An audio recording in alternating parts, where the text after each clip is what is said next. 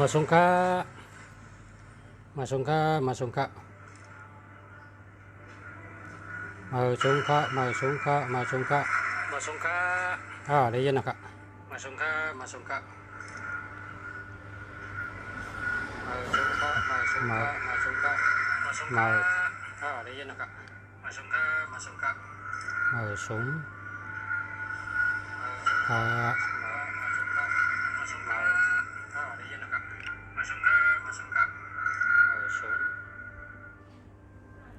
มาสงค่าได้ยินนะครับมาสงค่า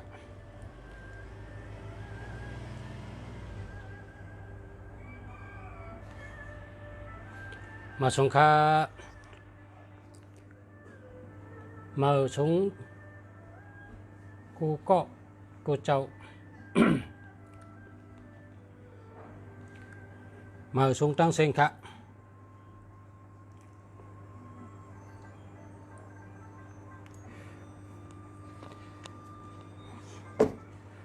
เมื่อใน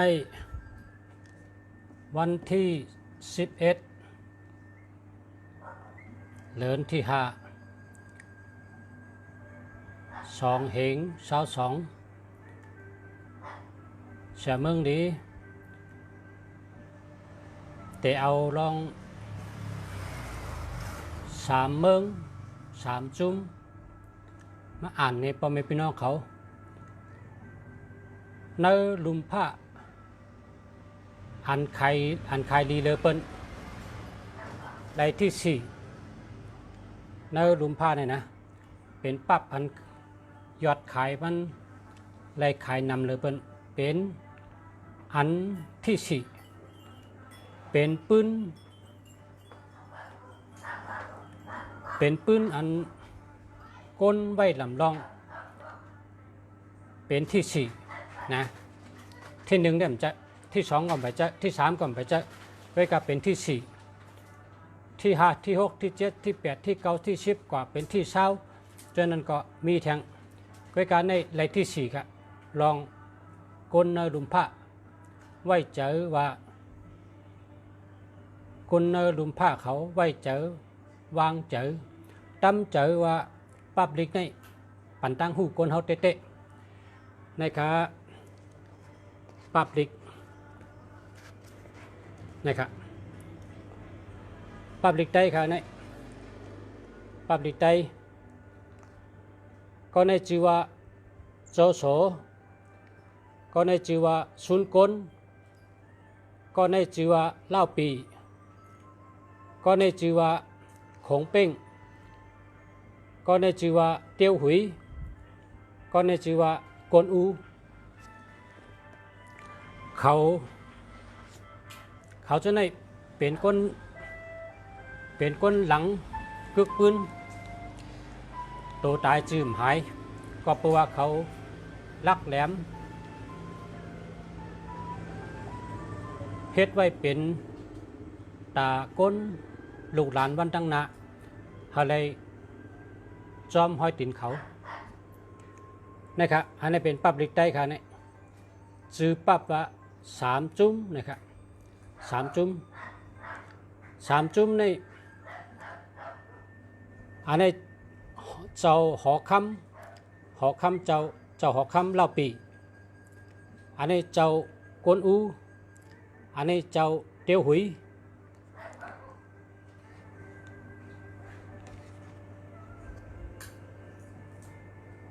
นะครับ เป็นปืนหวานปืนเมืองเพราะเผยได้อ่านเป็นก้นลักแหลมลักเย้าลักแทงหู้เย้าหู้แทงแลดเย้าแลดแทงกูปลายกูเมียวกูเปิงกูลองกูตังลักเย้าลักแทงหู้เย้าหู้แทงแลดเย้าแลดแทงลองการมักมีเกาหลีลองการตรงวงกลเกาหลีลองการก้าขายเกาหลีลองหักเจอจัดวันเมืองหักเจอคือเจ้าเก่าเจอในเกาหลีเพราะอ่านอันนี้อ่าน3 เปลี่ยนนะ เพราะอ่าน3เปลี่ยนตั้งหูตานคุณชิกยานะเพราะอ่าน3เปลี่ยนตั้งหูตานคุณชิกยาหูกุเมียวนั่นแหละหูกุเมียวมันเป็นกำจับแลบของไตเขาอันนี้จำปรับที่3นะปรับที่3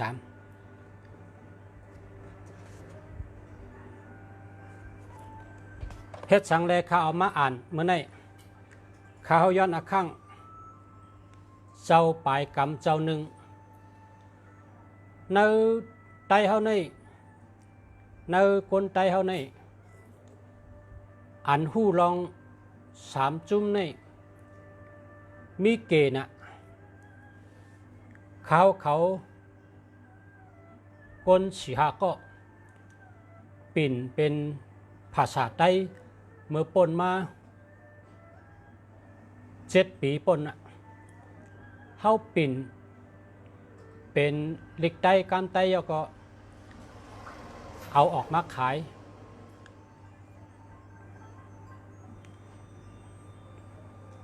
คนอ่านมันในไต้เฮาได้ไรว่าตึกเกก็แปลว่าไปยามจิ้มด้วยอาราสาน้ำหวานน้ำเจมมันเพราะก็เลยอ่านเพราะไหนได้เลยจิ้มด้วยอาราสาน้ำหวานน้ำเจมร้อนมอนขอความวหาลาเพราะไหนจับเจอก็เลยก็นั่นครับมีตั้งขึ้นเยอะมีตั้งหู้น้ำมีตั้งแดดเซลโตตอนกูเปิงขึ้นมาแทงกูไปครับ3จุ่มในแองเกฤษเขาก็เปิ้นเอากับปิ่นเป็นเด็กแองเกฤษไทยเปิ้นเอามาปิ่นเป็นไทยจามนีเปิ้นก็เอากับปิ่นเป็นเด็กจามนีในเมืองลุมพ้าอันเปิ้นปิ่นเป็นความเผยความมันเห็นแล้วเอาเข้าสอนในห้องเรียนนี่มีอยู่42เมืองนะครับมีอยู่42เมืองเปิ้นปิ่นเปิ้นเอาคนมีตังหู้ทัดสางดีๆเย้าเข้าสอนปันในห้องเรียนหึงพอเป็น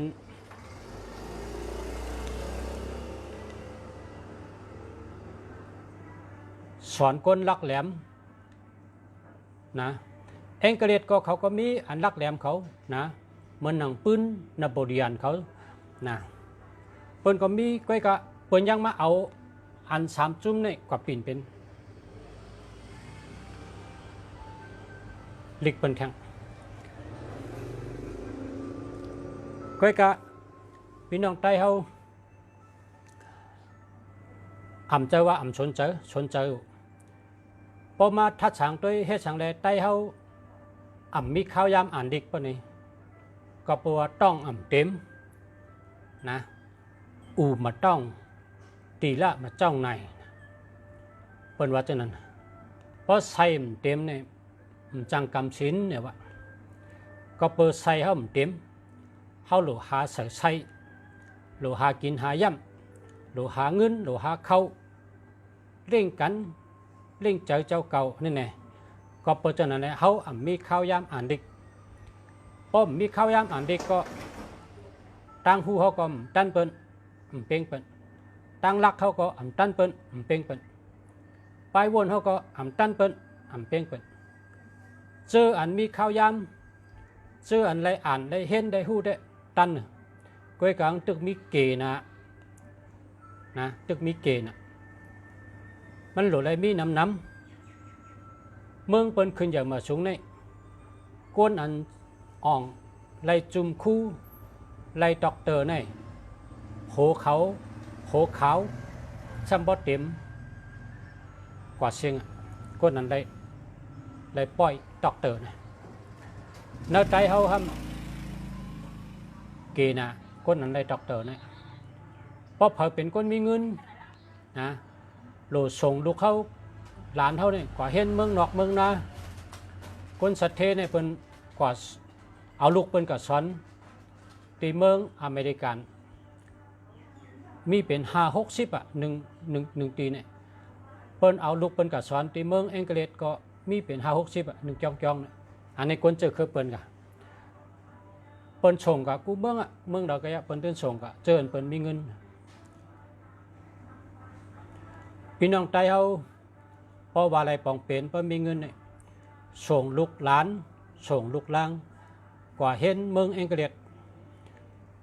เฮาเย้าจ้องที่เมืองอังกฤษเย้าเขาได้ปอกไม้การขึ้นเมืองเฮาส่งกับที่เมืองอเมริกันกับสอนเด็กที่เมืองอเมริกันเพราะเขาเย้าจ้องเขาได้ปอกไม้การขึ้นในเมืองเฮา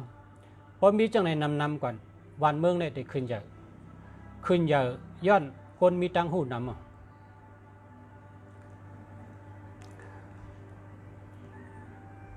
เมื่อหนังที่เมืองไทยเนี่ย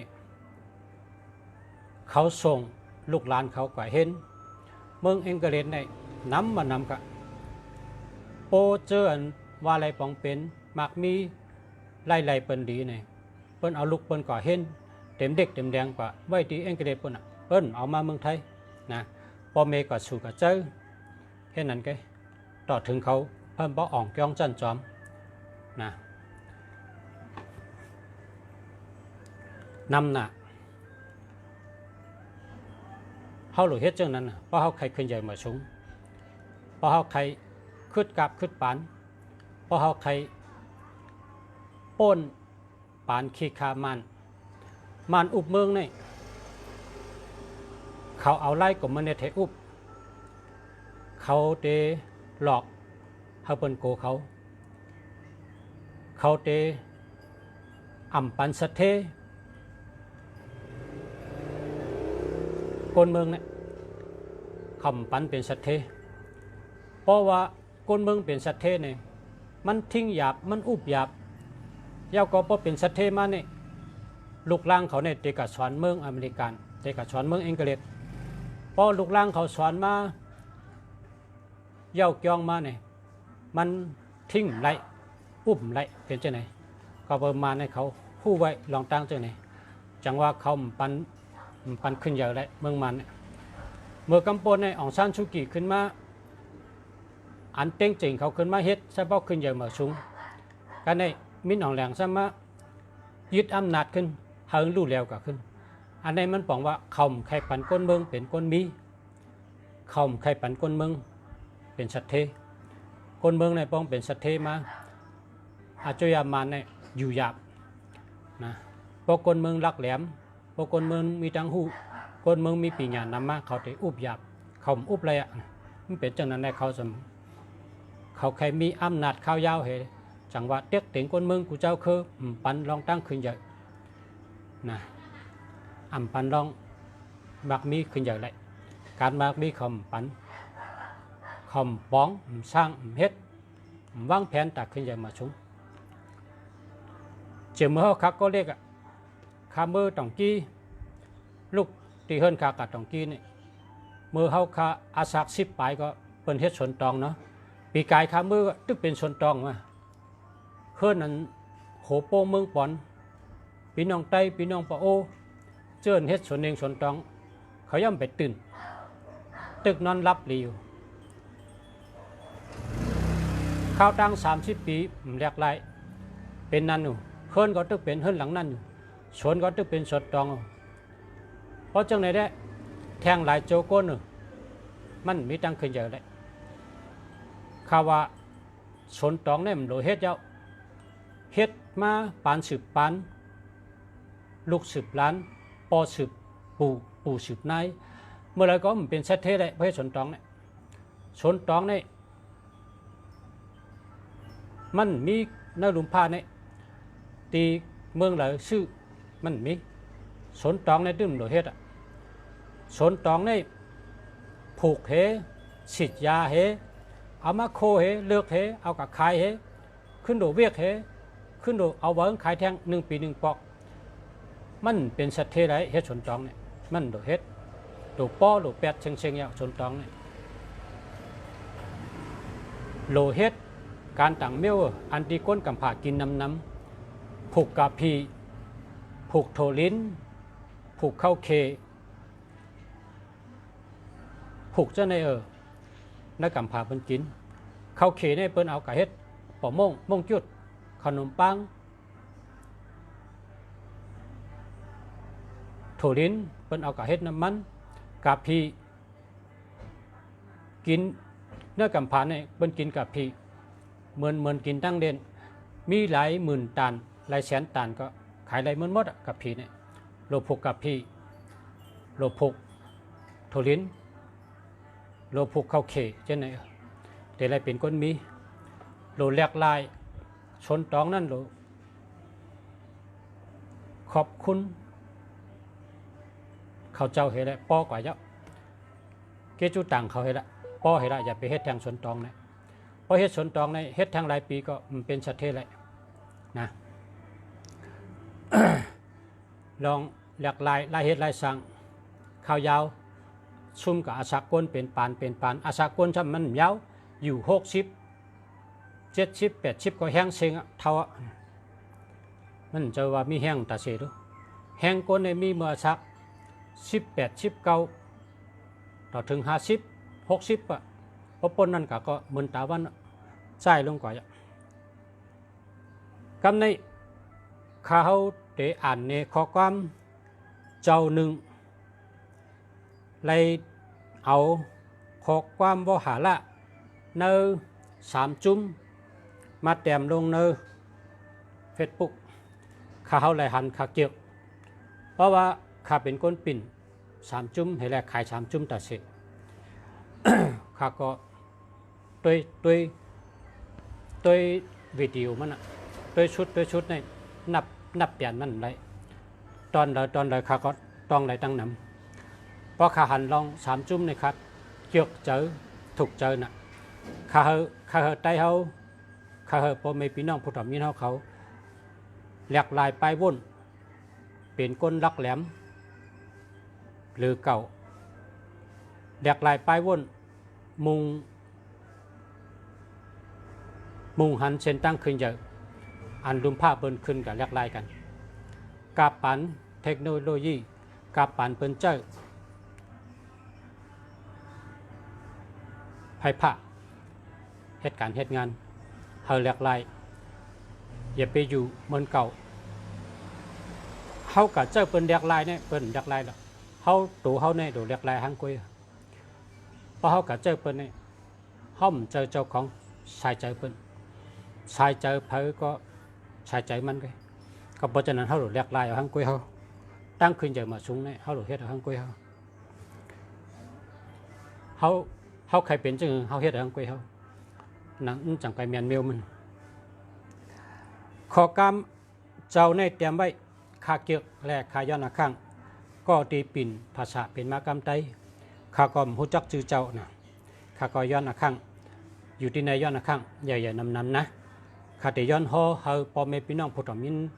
ในรายการข้าไล่หู้ไล่ยินว่าขอความเข้มใน3 จุ่มใน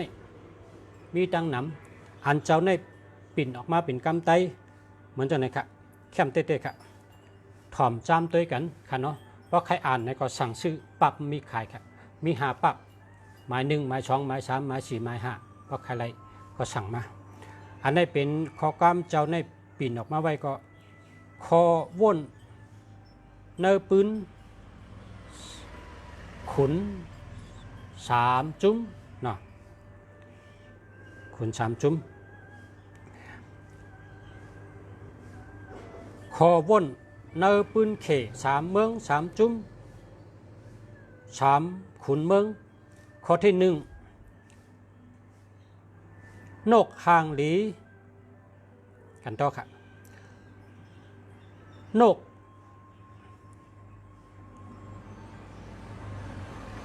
หลีเนี่ยเลือกกิ่งไม้เฉลยเฮ็ดทางนกในพวกเขาเตะไข่พวกเขาเตะเฮ็ดทางเนี่ยเขากว่าเลือกกิ่งไม้อันดีๆเฉลยเฮ็ดทางนะน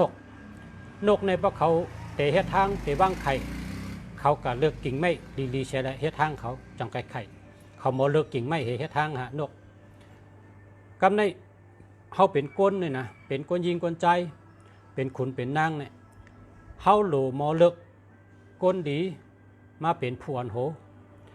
เพราะเขากว่าเลือกผู้อันโหเนี่ย เฮาหลูหมอต้วยก้นก็นั่นจ่องมีเจอทำตาลาจ่องมีน้ำเจอเพ่งเป้งผ่ากลางวางคึงจ่องมีเจอดีเจอเมียดจ่องมีสติปัญญาจ่องมีเมตตาหมอฮักเพ่งเป้งนะไม่เป็นคนหนึ่งเขาลัดสองข้อนกหลีเลือกกิ่งไม้เฮ็ดทางขุนนางเลือกผู้อ่อนโหโดยดีน้ำเจอนะครับในข้อที่หนึ่งค่ะเนาะอันนี้เป็นเจ้ากวนอูก็ลัดครับข้อที่สองป้อเจ้าเก่าอ่านเอาแผ่นดิน ป้อเจ้าเก่าอ่านเอาแผ่นดินจึงเฮ็ดสังซ้ำตึกหลาย ซ้ำตึกเสือหลายมาอยู่เนี่ยเพราะว่าเจ้าเก่าเตอ่านเอาแผ่นดินบ้านเมืองจึงเฮ็ดสังเจ้าเก่าซ้ำเสือหลายมาละเมื่อกูปอนเนี่ยเมื่อกูปอกเนี่ย เมื่อกูปอกเนี่ยมันมีก้นแขนก้อนหนึ่งก้นแก่ก้นแขนมันชื่อว่าลิโป้กำในต่างโต้เนี่ยจำเป็นจอมชึกจุ่มหนึ่งก้นมันมี200,000ไปมันใครไล่ลิโป้เนี่ยมาเป็นตะเปมันเพราะกับตึกซึกเนี่ยตึกตีเลยก็เป้มันก็ลาดว่าพอไล่เจ้าลิโป้มาได้แผ่นดินเนี่ยเป็นของเก่ายาวกำใน กำในตาเตไล่ลิโป้มาในซ้ำโลกเสือก้นซึกในซ้ำโลสังเนี่ยโลหอกลีหนึ่งแหลมและโลมาขี่ลีหนึ่งโตกันนั่นก็เมื่อกูบอกนะพออะไรพอมีหอกลีและมาขี่เข้มก็พอเจอก้นซึกเนี่ยในเป็นเครื่องตาก้นซึกเขาเจอพอเป็นก้นซึกตัวเดียวก็เข้าก็หลุมมีกองลีกองเหมากองลีอันหนึ่งนะมีกองลีอันหนึ่งเมื่อเหลียวในเปิ่นขีมาอ่ะมีช็อกดินตาตื้อไร ตาเสเข้มในก็พอใจอ่ะนะคนซึกโลสังโลกให้กองลีเฮมีช็อกดินเข้มก็หลุดไปตั้งวันตั้งคืนแล้วก็พอหันจันทร์สู่ก็เลยยื้อกองเขาอย่าให้ค้ำนั่นนะพอเป็นปานตัวเดียวคุยกันเมื่อกูปอกเนี่ยปานก่อนเนี่ยเขาตึกกันเนี่ยพอมีมาขี่ตัวหนึ่งและหอกกันหนึ่งเข้มพอใจอ่ะนะก็ซึกเนี่ยนี่แหละเมอร์ลีโป้เป็นก้นแขนต่างโตสำคัญเลยก็ก็มีก้นลาดนี่ว่าพอเจ้าคาไลลีโป้ในข้าเป็นไต้ก็เก่ามันเจ้าเขาเอาเงินคำแลตั้งมาขี่เจ้าเขาเนี่ยกว่า ยืนปันมันกับมอบปันมันเพราะกับมอบปันมันเพราะมันหันมาขี่เนี่ยมันเกี่ยวใจกำเดียวเย้าก็เอาแก้วเสียงเงินคำกับปันมันแทงมันเตะมาจอมอยู่ก็ปัวลิโป้เนี่ยเป็นก้นแก้แขนเป็นก้นหัดฐานเป็นก้นตึกซึกยะก้อยกะเขามีปัญญาไปบนต่างเมียวเคยเขาก้อยคู่ตึกซึกเป้ตึกซึกพันซึกยะกันนั่นก้อยเนี่ยว่ามันหูจักลีเนี่ยก็เพราะฉะนั้นแหละ ลูกน้องมันอันเป็นเซเลมันกะเนาะลี่อยู่เนี่ยลาดตีต่างโตวะพอเจ้าใครไรวันเมืองเจ้าเตเชอไหลมาเฮ็ดสังหลามาเนี่ยเอาปั่นลิโป้ให้แล้วเจ้าใครไรวันเมืองเจ้าปักเอาวันเมืองละแค่วันไหนกะจังว่าเพราะนั้นก็เอามากกว่าปันมาในเป็นมากแก่มากกำมากเข้มเปิดห้องว่ามาปางใต้แหลงนะ เป็นมากแก่มาแก่หรือเป็นเนื้อปานนั้นเข้มหรือเป็นนะคุณเอาคำใจคุณเจ้าซึกต่างโต้ในก็มันก็เสียหลายมากก็จะทำมันทำใครคนแก่มาจอยการมันตึกสองเจอ2 ข้อน่ะเจเลมันจังว่าเจ้า เพราะเจ้าคาไรวันเมืองเจ้าหลดเชื่อไหลมากเพราะเจ้าคาไรวันเมืองถึงเจ้าตื้นหลดเชื่อไหลมากเอามากกับปันได้เจ้าเดี๋ยววันเมืองหนูจะเลมันว่าจังไหนสิ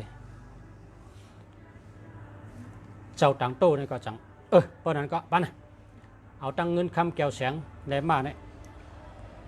กว่าอับปันรีโปพอรีโปเลยฮับมาเลยขี่ด้วยเหก็ตั้งเงินคำเหก็จัง จังว่าต่างโตในมีน้ำใจ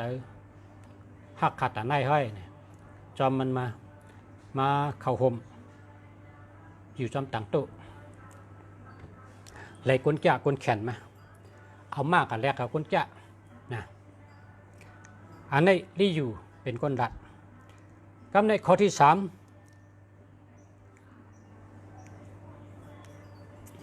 สนเจอนั่นอ่ำได้แก่นแข็งขึ้นมาในวันเดียวตาเตกลร่มเขาในวันเดียวก็อ่ำเป็นไรหนังเก่านะอันนี้ขอความโจโฉเป็นคนหลักเมื่อกูปอกในมันมีก้นตอนเป็นก้นสุกสักนะเขาก็ว่าก้นโจรเจ้านั้นก้นเก่าก้นโจรเจ้าเนี่ยเขาไรใหญ่ขึ้นมาในวันเดียวเพราะเขาก่อย่าให้เขาแล้วก็เขาก็ย่าในวันเดียวเนี่ยมันเป็นไรเขาหลุดเลยเจอข้าวยามเหยากะตีหักตีโหตีโตมันเพียวยุ่มเพียวเคืองกว่ามันchẳng có môi lại có bùa mưa giờขึ้นมาก็คำเลยใหญ่ในวันเดียวเพราะเพียวก็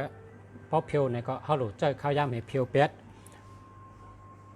มันเจอว่าเดี๋ยวเลยเจอเดี๋ยวเลยเพียวเป็นในวันเดียวไรเนี่ยค่ะอันนี้เป็นข้อความโซโซเป็นคนดัด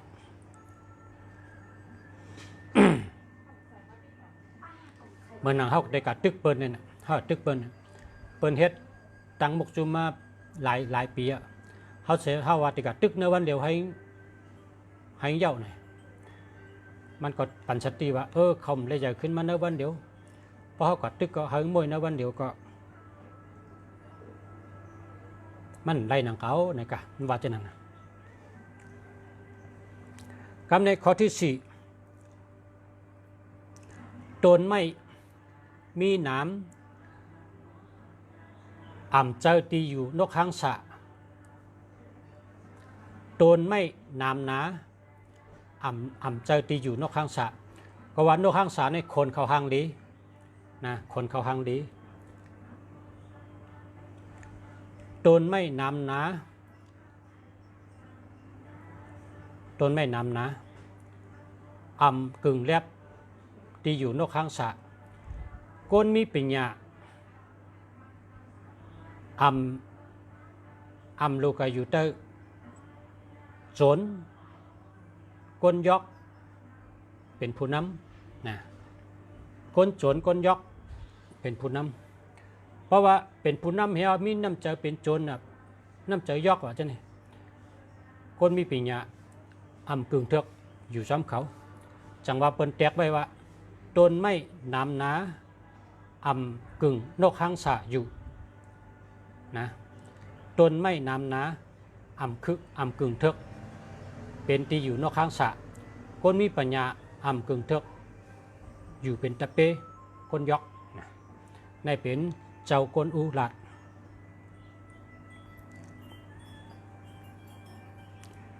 ข้อที่5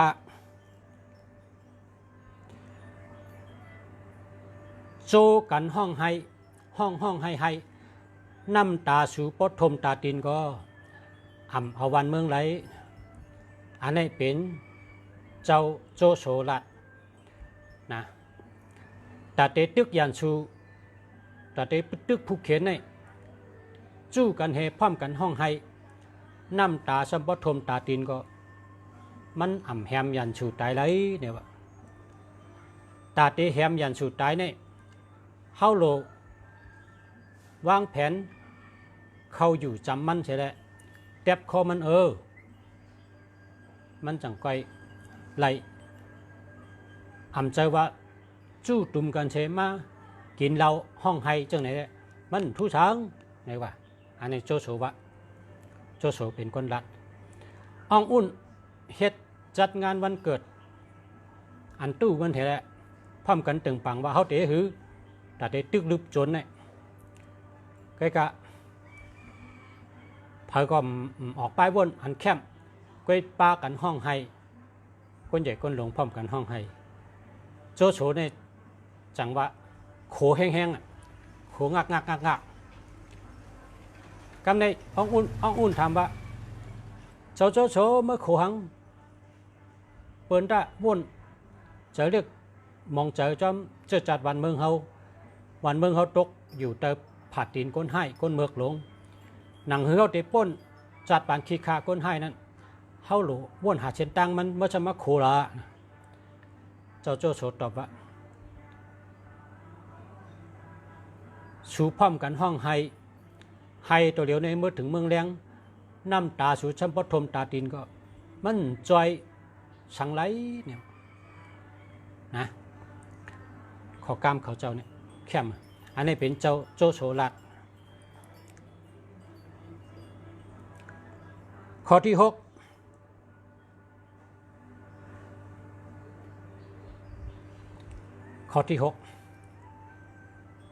โจโฉถอดแล้วขี่ม้าแล้วก็ถอดแล้วจี้ขึ้นผ้าเสรัดว่าเกาคาเตขามเฮ็ดให้คนดังลุมพระเขาคาเตขามเฮ็ดให้ต่อคนดังลุมพระพอเราเฮ็ดดีเดียวเขาคาเนี่ยเขาคาเตเอาตายหมดก้อยกะเขาคาเตอ่ำปันเผอหักหลังเขาคาในเป็นโจโฉรัดนะเป็นโจโฉรัด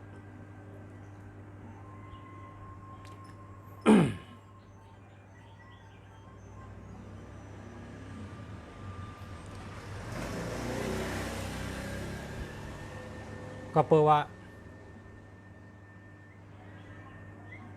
เป็นผู้นำซึกอันวันนั้นแต่ไรปุดขัดแล้วก็มีตังเยิงอันตาปดปล่อยเฮิบป้นจัดปานขี้ขะเพราะกลุ่มว่นว่า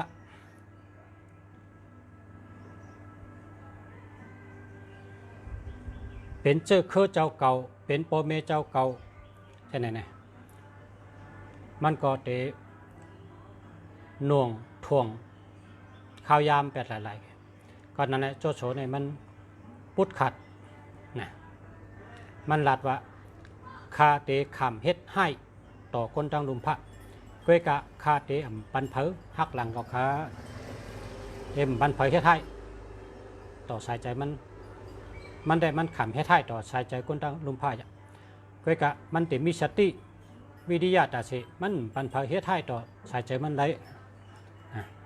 ในเป็นข้อกรรมโจโฉรัด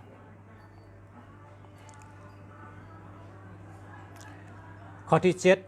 7ขานางพร้อมเฮ็ดกูร้องตาตอบแต้นกุ่งมุนเจ้าเฮาแลตาจอยเจื้อจัดวันเมืองอันนี้เป็นนางยิงเตียวเส้นนี่มันมีเนื้อตอนอูปายนางงามเนี่ยว่าอูปายนางงามเป็นขุ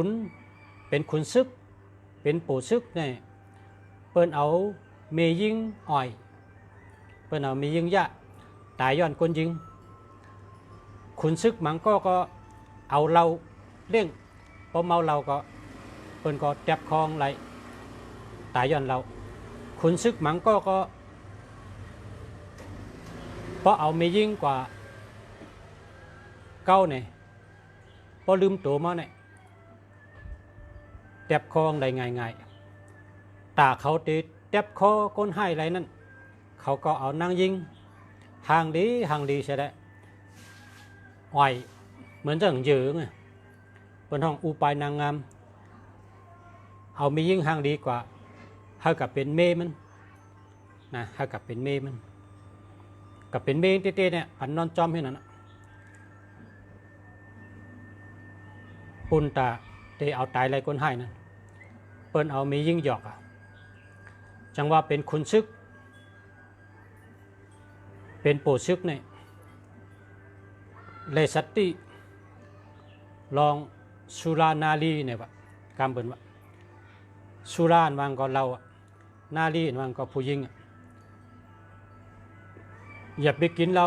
เพราะกินเราแล้วมีสติเปิ้นก็เอาตายไร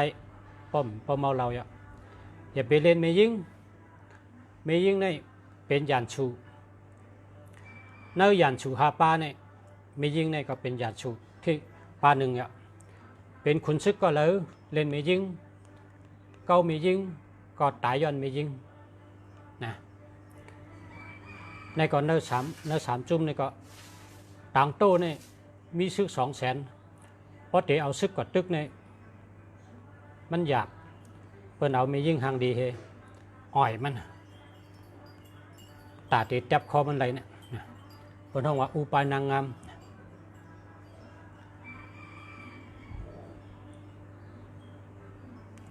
อันนี้เตียวเส้นพอพยายามด้วยหนังด้วยวิดีโอ3 จุ่มก็ด้วยตีตอนอุปานางงามแต่ได้หัน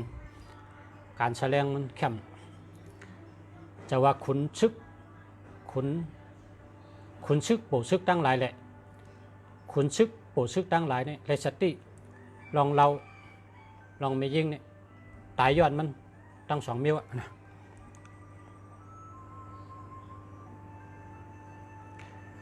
ข้อที่8เกาคาซุนเซ็กใจก้นในอ่ำทางอ่ำเถิมเพราะทางเถิมเกาคาตื้นอ่ำใจในซุนเซ็กเขาก็ตึกกันนะเพราะตึกกันเอาในมันยับเอาโหซึกแทงพายเหี้ยก็ไล่มาพอไล่มาก็ขุนซึกก็ในก็ว่าเจ้าเขาข้าก็ยินจื่อเสียงยินจื่อเจ้าเขามาหึงเมื่อในมีกุศลกรรมไหลหบทบกันก็ก็เฮาขามาหอมเอาขามาเก้าเหลียวก็มันไปถูกแม้นคนซึกขะตะเปขามีตั้งนำอยู่ไว้ตีตับพอเจ้าเขาตั้มเจอขาก็ปล่อยขามือขึ้นเลยขาเตะมือห้องตะเปขามาทั้งหมดมาโฮมมาพร้อมโฮมเจ้าเขาเจ้าเขาเลยคนซึกทั้งหมดว่าจะไหนคันในชุนเซกก็ปล่อยเมื่อไรมันก็เมื่อไรมือห้องมามุมหมดคนตะเปเจ้านั้นคนซึกตะเปเจ้านั้นห้องมาทั้งหมดกำในคนซึกอันอยู่บัตเตอร์ซุนเซกเนี่ยจังหวัดรัฐว่าอย่าไปปล่อยเพราะปล่อยเนี่ยเด้เหมือนเปิ้นปล่อยเสือเข้าเถื่อนเพราะปล่อยกว่ามันมากขึ้นเพราะปล่อยกว่าเขาเอาขึ้นได้อย่าไปปล่อยเนี่ยเปิ้นว่าจังเคยกามันขึ้นรัฐว่าอย่าถังเถิมเพราะใจก้นเนี่ยอย่าถังเถิมเพราะถังเถิมก็มันจะว่าจังนั้นมาชงให้เจอ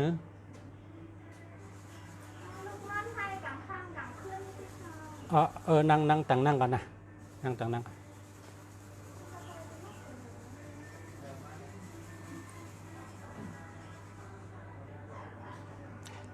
คำในข้อที่เก้าครับข้อที่เก้า มือเปินเป้ปุนสั่งก้อยเฮ็ดปังตึกพอแมนมือซุ่ม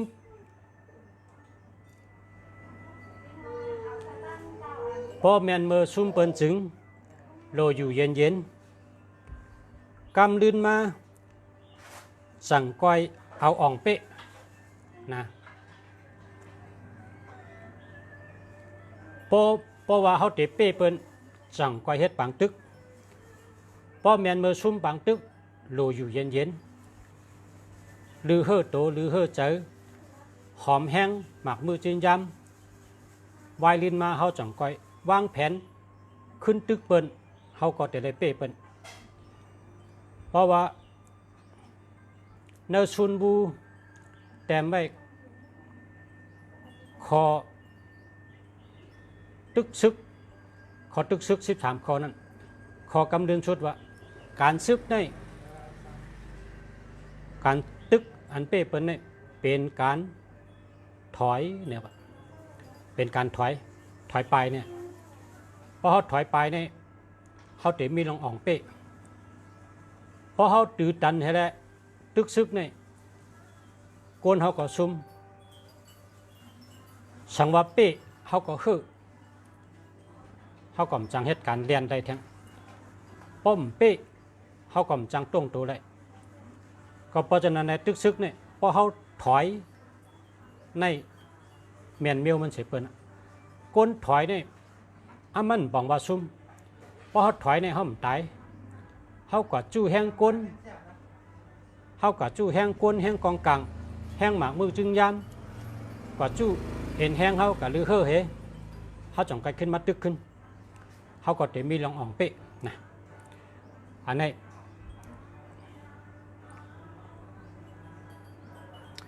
06นะ06หลัดมือเป้ปูนเปิ้นนะมือเป้เปิ้นพอเขาวนวับเขาพอเขาไหลหู้แจงแรงว่าเขาเป้เอาเนี่ยเขาจังไปเฮ็ดปังตึกก้วยกะพอเขาตึกพอเขาซุ่มเปิ้นเขาก็โลอยู่เย็นจู้หอมแห้งกองกลางหมากมือจึนยำเอ็นแห้งปิญญาพ่อนการเขาตินเขามือกันดีๆขึ้นวางแผนกัดโดบแท่งนั่นเขาเปรียบกันนะ06หลัดก้นหลัดกำขอในชื่อว่า06นะกับในข้อที่10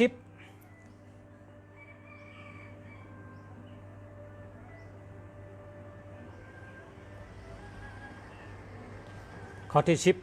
10ก็ใจในตื้นแต่ละเป็นก็ใจตื้นอ่ำโลย่อมกั้นยันสุนะตื้นอ่ำโลย่อมกั้นยันสุละตึกต่อตายช่างว่าหลุดได้ตายก็คือตายกันเนื้อปังตึกนะอย่าไปปั่นเป็นยอบเลยตัวรีบละเพราะว่าตึกที่ก็อ่ำรอดตั้งตายก็สู้ต่อตายอย่าไปปัญญาชูยับไรละหมักกองในใบกึดหนึ่งลุกตายื้อก็โหเจ้าเก่านะหมักกองในใบกึดหนึ่งลุกเอาเสือท้องไว้หนึ่งลุกตายื้อก็โหเจ้าเก่าเพราะว่าเจ้าหือก็มีตั้งเลียดมีตั้งหลอดในก็เอาหมักกองอันลุกเหลียวขึ้นเนื้อท้องนั้นมาเสือเนื้อป้องให้ก็ขึ้นยื้อก็โหเจ้าเก่าอันนี้เป็นลิโปลัดนะหมักกองเนี่ยอย่าไปยื้อมดไว้ขึ้นหนึ่งลุกเก็บเสือท้องไว้หนึ่งลุกปุ่นตายื้อก็โหเจ้าเก่าอย่าไปปั่นยันฉูยับเลยละเพราะว่ายันฉูยับเลยเนี่ยเป็นนิจจะคันเจอนะพอเขายืดป้งในก็เหลียวเขาเนี่ยมันคันเจอมันเหมือนนอนรับกว่ากันนั่นแค่ข้อที่11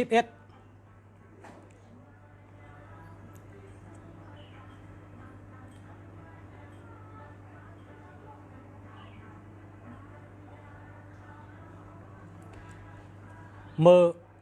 คุณเอาคำเล่าปีและตั้งเจ้าซึกโจโฉไล่อุบกันเขาเรียกไล่ตั้งหูกันโจโฉลาดว่านักกาไหนนักกาเนี่ยเขาหมอเรียกไล่เงาไล่เสียเลยอยู่จอมเงาไล่หมออยู่เช้าจอมเงาไล่ป้อเมียนมือย่ำยึงเยอในก็เขาก็เนโตเนพุงตันโคเนโตเนื้อหมอกกุมย่ำมือเล็กนะเขาก็สึงตัวแมบซ่อนอยู่ในหมอกกุมไหลย่ำนิกตัวงอกโหเนื้อต้องผ้านะย่ำมือเนโตงอกโหเนื้อต้องผ้าเปิ้นก็หันทั้งหมดย่ำมือแมบตัว เมื่อแมบตัวเมื่อใครปันประคันก็ซ่อนตัวอยู่ในเกหมอกกลุ่มผาตื้นหันนักกาอันว่านั้นเนี่ยว่าในเป็นโจโซลัดใครลัดนี้ว่าผู้อ่อนโหอันว่านั้นเพราะว่าหลูลัดก็ลัดแจงแจงแรงแรงลัดแตกแตกแรงแรงเฮ็ดแตกแตกแรงแรงฮัดฮัดหันหันนะเมื่อนังผู้นำยุคเข่งมาเร็วนี่กะเจริญจี้เนี่ยเฮ็ดออกมานี่อันนี้พวนหกญาติเนี่ยแหละนะในกลับมาเร็วเนี่ยนะพาราด้วยข่าวกวนกูว่านหันออกกันเจริญจี้เมืองยุคเข่งเนี่ยนะมังกรอันว่านั้นเป็นเจ้านั้นนะมังกรป่องว่าพวนโห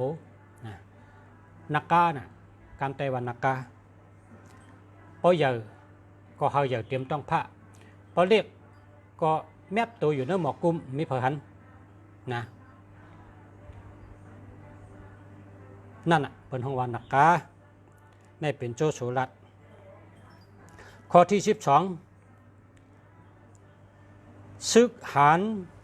อันอ่ำซ้อนการนั่นปากก็อ่ำจังเป้เป็นหนึ่งก็ซึกหานอันพึกเย้าหนึ่งก็นั่นจางเป้เปิ้นหนึ่งก็เป้เปิ้นหนึ่งปากไหลอันนี้เป็นจูก่อแรงหลัดจูก่อแรงในของเป้งนั่นแหละนะของเป้งหลัดเมื่อคนเอาคำเล่าปีกับห้องมันมาเป็นผู้สอนการซึกมันก็มาสอนการซึกมันหลัดดีคนเอาคำเล่าปีว่าก้นซึกอันใดสอนการซึกลีเนี่ยก้นซึกหนึ่งก็เป้เปินหนึ่งปากก้นซึกป้อมไรสอนการเนี่ยปากก็อ่ำเป้คนหนึ่งก็ไรนะครับก็เพราะฉะนั้นพอเขาตีเฮ็ดซึกเขาก็โลกะเข้าสอนการซึกเพราะสอนการซึกในไรตัวขิงแก่นแข็งไรล็อกไล่ปลายซึกปลายตึกปลายว่นปลายอยู่รอดตาเอาอาซักรอดอันสละเขาสอนปันเท่านั้นก็เพราะฉะนั้นพอเขาเลยสอนการเนี่ยเป็นคนแรดนะแรดหรือเก่าแก่นแข็งหรือเก่าออกก็แรดหรือเก่าปลายว่นก็แรดหรือเก่าเอ็นแห้งก็แรดหรือเก่ากูเมียวหลีกต้อนขึ้นมาคำเดียวกับสอนการเนี่ยเข้มหนักนะเขาขาในเลยสอนเมื่อจุบเสาเอ็ดนะเพราะว่าเลยสอนการเอาเนี่ยได้ขาเนี่ยก็ขาลงเขาเนี่ยนะเหมือนต้นไม้แก่นตุกกุกนะเขาเพราะฉะนั้นแหละสอนการเนี่ยมีอายุปุ่นตาป้ายอยู่หลีแก่นแข็งทัดใจแก่นแข็งปีญาป้ายว่นแก่นแข็งตั้งลักตั้งเล็ดตัวตอนมันหนำเตะพอเป็นคนใจเขาในหรืออะไรกับสอนการนะสอนการซึกนี่นะเป็นว่าสอนรายเรือนก็สอนนะมันโจนะสอนการซึกเนี่ยตั้งโจในเย้าติซึกในโจเลยเปิ้ลนะตั้งโจตั้งเปียวในเย้าติซึกโจทนสอนการเนี่ยนะเฮ็ดซึกในโจเลยเปิ้ลคำในข้อที่13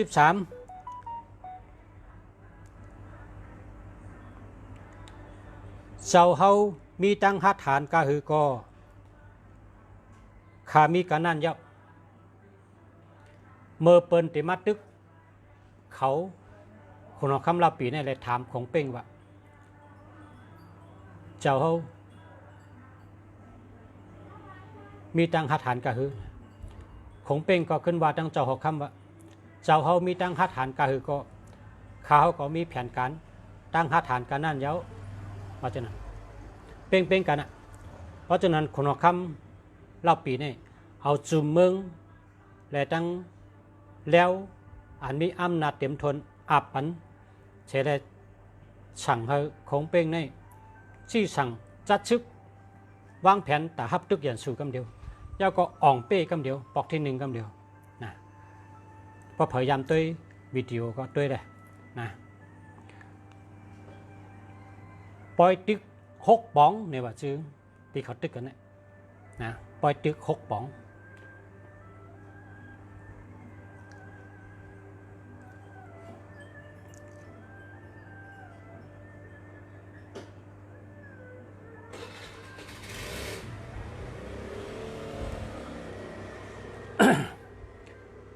เมื่อในผ่ายการเมืองหลีจึงผ่ายการซึกก็ตึนหลีป้ามาอันนี้มันบอกว่าอันนี้เป็นโจโฉเป็นคนรัฐเพราะว่าคนเมืองในทางห้างผูกซ้อมนะทางห้างผูกซ้อม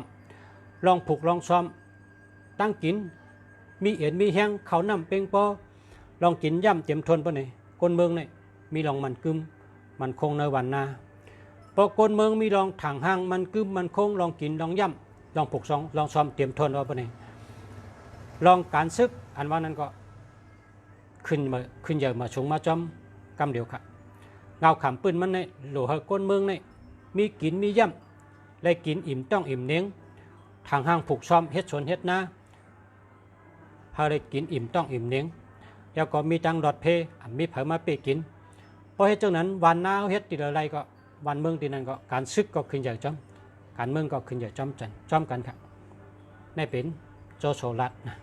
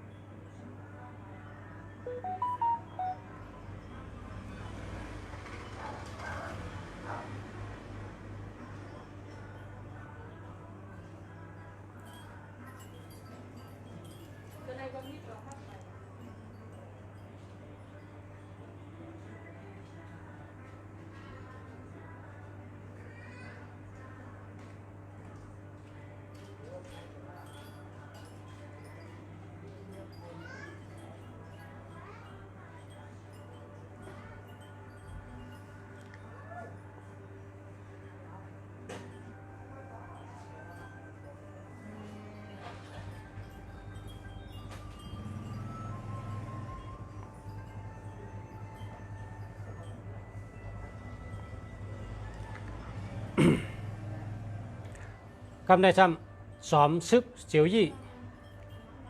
สอมซึกอยู่ปัตตาขุนคำซุนกลนี่มันเป็นกลางตังเป็นทางจุ่มทางก้อยกับคนยิบซึกในชื่อว่าเจียวยี่นี่เป็นคนห่างดี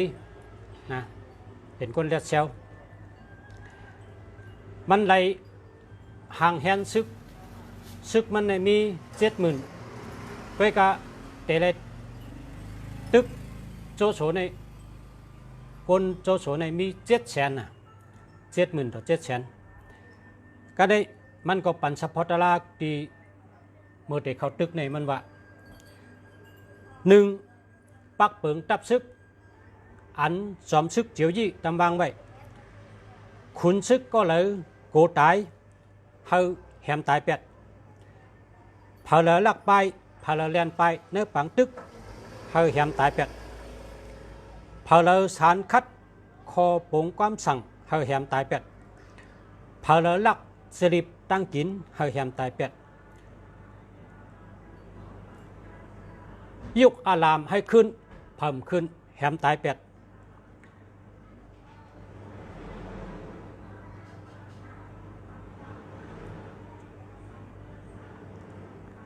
ปอดต่อยกองนะกูปอกในเป็นต่อยกองตรงปอดต่อยกองให้แลนขึ้นอ่ะเพิ่มแลนขึ้นก็แหมตายเป็ดห้องมาก็แหมตายเป็ดเสียงหิงนะเสียงหิงเนี่ยหิงของร้องเนี่ยแตงพอเสียงแตงเนี่ยถอยเนี่ยว่ะพอเพิ่มถอยแหมตายเป็ดนี่เป็นคอสั่งเจียวยี่จอมซึกเจียวยี่ไผ่กลางตังฮอต่อหน้าตับซึก70,000ของมันแต่เด็กตึกซึก700,000นะ70,000เป้700,000ค่ะก็เพราะว่าเขาตึกกันในเขาเอาไพ่เผาน่ะเขาปล่อยโจโฉในลงมาเนื้อเนื้อนำเนี่ยเพราะว่ากูในปลงเนื้อเฮือในมันมีเนื้อเฮือเขาก็เอาปืนกังไพ่ในยื้อเสือเฮอไพ่ไม่เฮือไพ่โจโฉเขาซึก700,000ตายตกน้ำกับมดรอดอยู่รอดได้รอดอีกหนึ่งรอดขึ้นโจโฉเหแต่เปมัน อิดออดก็กะต่อเตลอดตายก็เพราะเผยใครตัวก็ตัวหนังวิดีโอปางตึกเฟกเซ็กโซแตกไพ่ให้มันนั่นนะเขาตึกกันเข้มน่ะซึกไผ่ก้างต่างในมี50,000ไผ่เล่าปีในมี20,000ตั้งบดมี70,000ซึก70,000เป้700,000ครับก็เพราะว่าหมอวางแผนและปล่อยเฮอยันชูในลงเนื้อเฮอมาอยู่เนื้อน้ำเขาซ้ำพร้อมกันเอาไผ่เผานะเขาวางแผนได้ลี ข้อที่16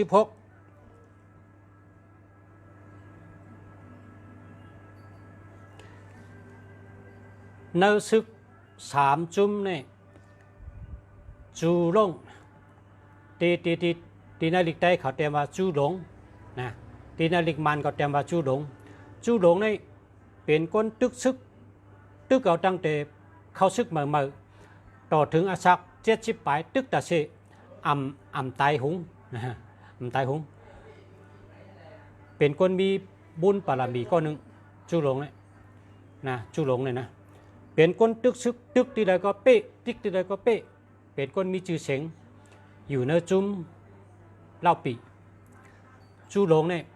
เต็มชื่อว่า2 ตีชื่อว่าจูหลงตีเต็มว่าจูหลงเพราะอ่านดิกมันเนี่ยอ่านว่าจูหลงนะนั่นดิกมันเพราะอ่านทั้งไทยเขาว่าเต็มว่าจูหลงจูหลงเนี่ยเป็นคนชื่อโยเป็นคนมีกติเสียจะหมอหักผู้อ่อนโหเหตุการณ์จอมนาตีจีการหมันแม่นข้อสั่งหมันแม่นเฮ็ดเต็มทนเหตุการณ์ใดลองเตะอันนี้จูหลงว่าตัวเก่าฆ่าตายก็เอาเลือดเก่าฆ่าในต้าแผ่นดินเมืองไว้เพราะฆ่าตายเนี่ยเอาเลือดฆ่าในต้าแผ่นดินเมืองไว้มันบอกว่าเขาเอาตัวเจออาศักเนื้อเลือดหลู่ไว้ปุ่นตาเจอจัดแผ่นดินวันเมืองเย้าเนี่ยนี่เป็นข้อกรรมจูหลงครับจูหลงเพราะอ่านกรรมไทยว่าจูหลงเพราะอ่านกรรมมันว่าจูหลง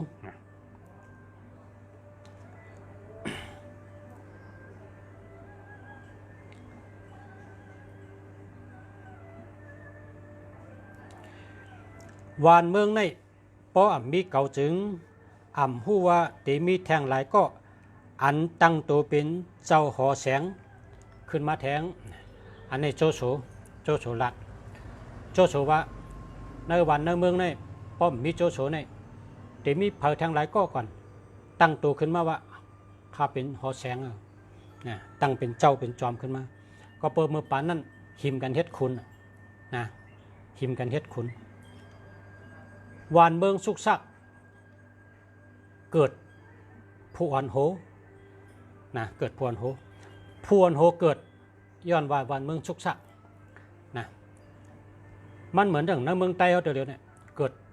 เกิดขึ้นมาหลายจุ่มนะเมื่อนั้นในเมืองเขก็ลีโป้ก็เป็นจุ่มหนึ่งโอนเซลก็เป็นจุ่มหนึ่งชุนกลก็เป็นจุดหนึ่งเล่าปีก็เป็นจุดหนึ่ง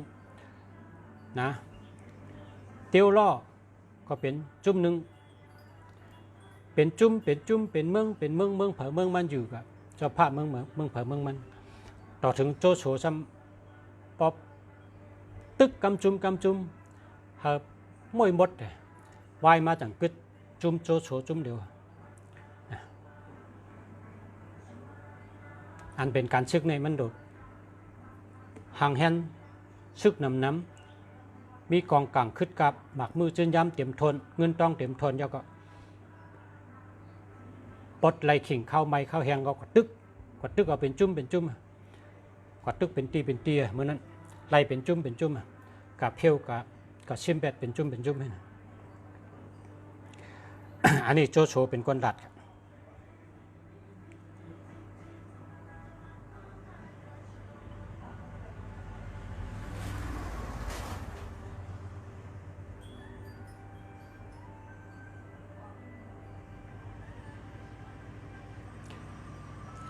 ผู้ก้อนตับของ ผู้ก้อนตับของเป็นก้นอ่ำฮัดฐานเป็นก้นขียานป้อไหนจึงตับของนั้น เหมือนตั้งมีผูกก้อนชึกก็ยาวเนี่ยว่าเพราะว่าเผาอะไรเป็นผูกก้อนตับกองก็หรืออะไรมีตั้งสติปัญญาญาณปัญญาวิทยาปัญญาหรือคัดเจอหาตั้งหูกูไปใจว่าฮัทฐานได้เอาตัวกับปัญญาฉูยื้อเนี่ยมันใจก้นแก่ก็บอกว่าคงเป็นยามถามก้นอู้ว่าพอเปิดมัดดึกเก่งจิ๋วเนี่ยเจ้าเต๋อหือนะก้นอู้ว่าข้าเต๋อสู้ตายนะมันจะการขอในเปิดรัดก้นแก่ในเปิดรัดบาดตายก้นแก่ในเปิดรัดการบาดตายเปิดรัดเมื่อเดี๋ยวนี้เจ้ายิบไปเก่งจิ๋วทิ้งไว้เมืองเก่งจิ๋วเพราะว่าโจโฉมาดึกมาในจึงเฮ็ดก็กลางตังโฮมมือกันเฮ็ดได้เฮ็ดกังในของเป่งสั่งไว้จังนี้พอเขาเตะตึกซึกจุ่มเลยก็เขาอย่าไปว่าสู้ตายเนี่ยอย่าไปว่าเขาหลูหาโอ้ยก็อันจอยเขาเกียดเขเฮกังเมืองเขาไรเฮก็โฮมกันเฮตึกอย่าให้เขามานาทีเท่าไรนั่นน่ะจังก็เป็นกลางวันเป็นการวางแผนอันถูกแม้นเนี่ยว่าอันนี้คงเป่งลัดปันติกวนอูนะ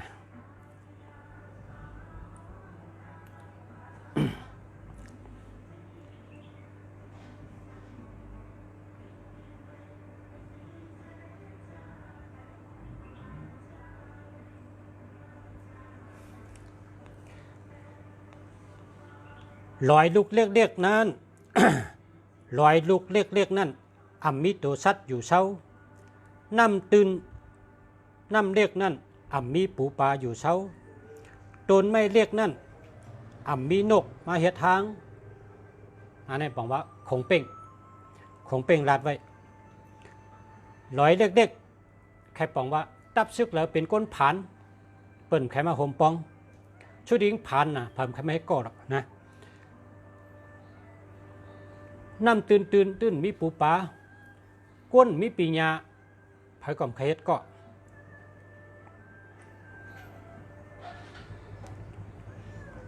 ต้นไม่เรียกมีนกมาเฮ็ดทาง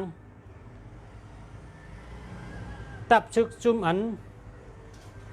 มีวันเมืองมีปืนมีพิงเงพิงทุ่งมีรักฐานหาเพิงเต็มทนมันตื่นมีไผมาเฮ็ดก็อะไรหรอนะมันป่องว่าจังนั้นลอยเด็กนั่นมีตัวสัตว์สังอยู่น้ำตื่นนั่นตื่นมีปูปลาต้นไม่เด็กนั่นตื่นมีนกมาให้ทางนะมันเอามาแตกเป็นมุกจุ่มนะเลอเสนั่นก็เอาวิจารณ์ใจกาไรชิบสำชันปึงอันนี้คงเป่งลาดไป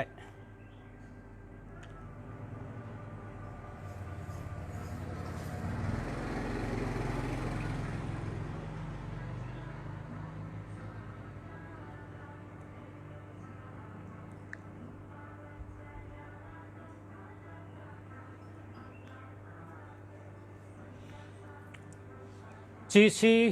หลัดขอความตีนปังกลุ่มว่าเมื่อเจ้าซึกโจโฉถามว่าจีตั้งคงเป่งเนี่ยพาเลอแก่แขนกัดแขนเดือพาเลอเนี่ยว่ากันในจีก็ตอบว่าข้าในเป็นหิ่งห้อยอ่อนก้อยเนี่ยว่าอันฉากคงเป่งเนี่ยเป็นเหลินเป็นแรงเหลินเป็นตาวันเป็นสายแรงตาวันพอเป็นนกข้าในเป็นนกกาลำมันก้อยอาจารย์คงเป่งเนี่ยฉากคงเป่งเนี่ยเป็นนกหางสะเอากระแตกกันได้ละนะครับในเป็นชีลัดครับก็ว่าตั้งหู้กองและกองเนี่ยมันกากันผ้าและลิ้นแค่วันนี้กันนะ ขาในหูอิดนึงก้อยแต่ว่าอาจารย์ของเป้งในตั้งหูมันในรอบจักแก้ววาลาค่ะนะว่าขอบจักแก้ววาลาฉากของเป้งในตั้งหูใหญ่พระพใครด้วยอันลองตั้งหูฉากของเป้งก็เปิ้นเตรียมไปเป็นเด็กไทยก็มีนะข้อความมันลาดไปมีเศร้ากับข้อนะเศร้าปลายของเป็นข้อความสอนอันแคม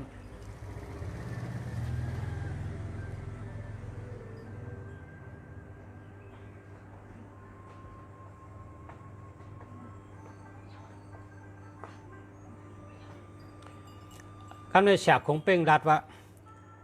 กวนก็เหลออ่ำมีเสียจาก็กวนก็นั่นเป็นกวนอ่ำชื่อโยกวนก็เหลออ่ำมีเสียจาก็ฟังว่ากวนก็นั่นเป็นกวนอ่ำชื่ออ่ำโยนะครับอันนี้เป็นฉากของเป้งครับ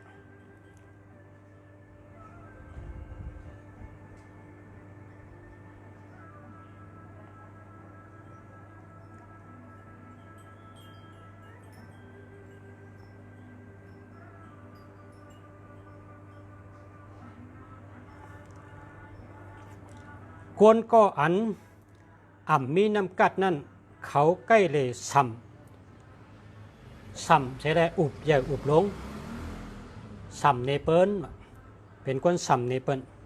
กวนเจอมีน้ำกัดนั่นก็เปิดว่าน้ำกัดเขาเตรียมทนอยู่แล้ว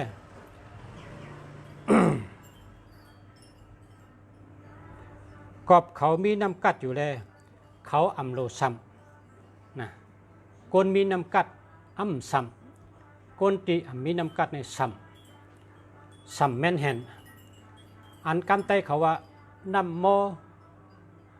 ลึกน้ำลึกมอนั่นข้อเดียวกันนี่เป็นฉากของเป่งหลัด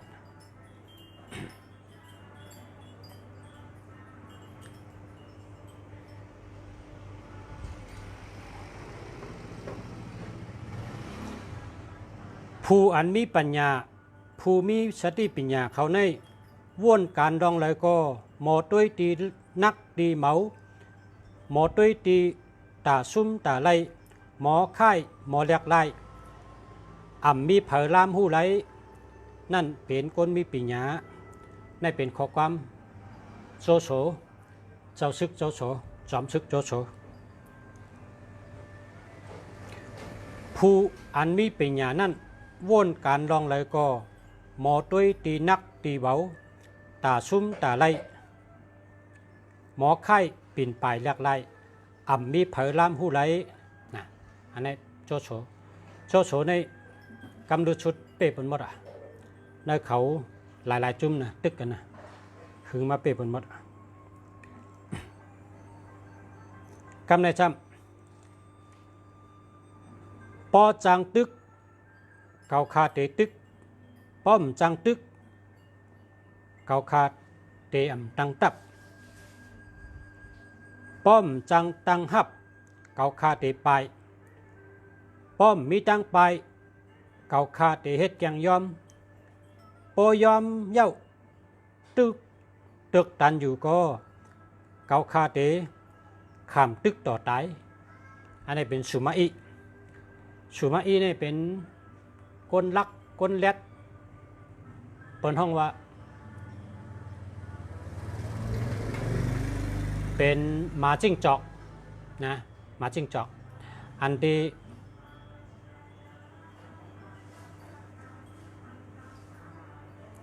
ยกหรือเปิด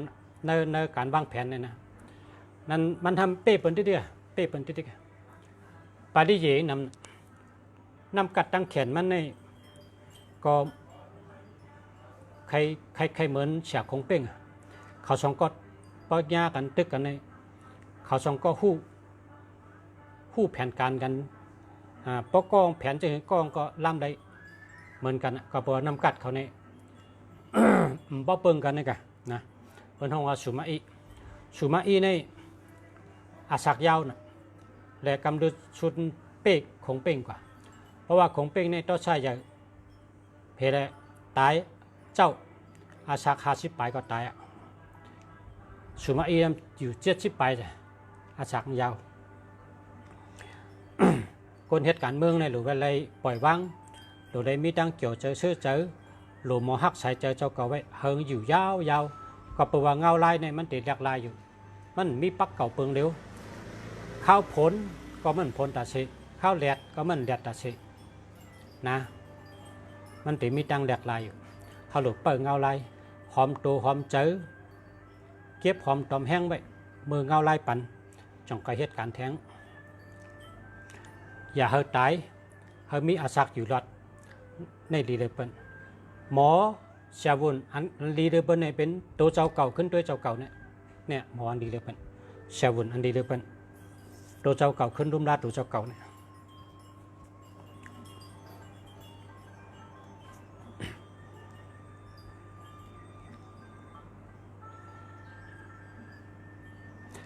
การลงก็โลเฮ็ดลงการเล็กก็โลเฮ็ดเล็กอันนี้เจ้าโฉเป็นนกจอกกล้วยเตเฮ็ดคือหู้เจอนกหุ่งเลยล่ะ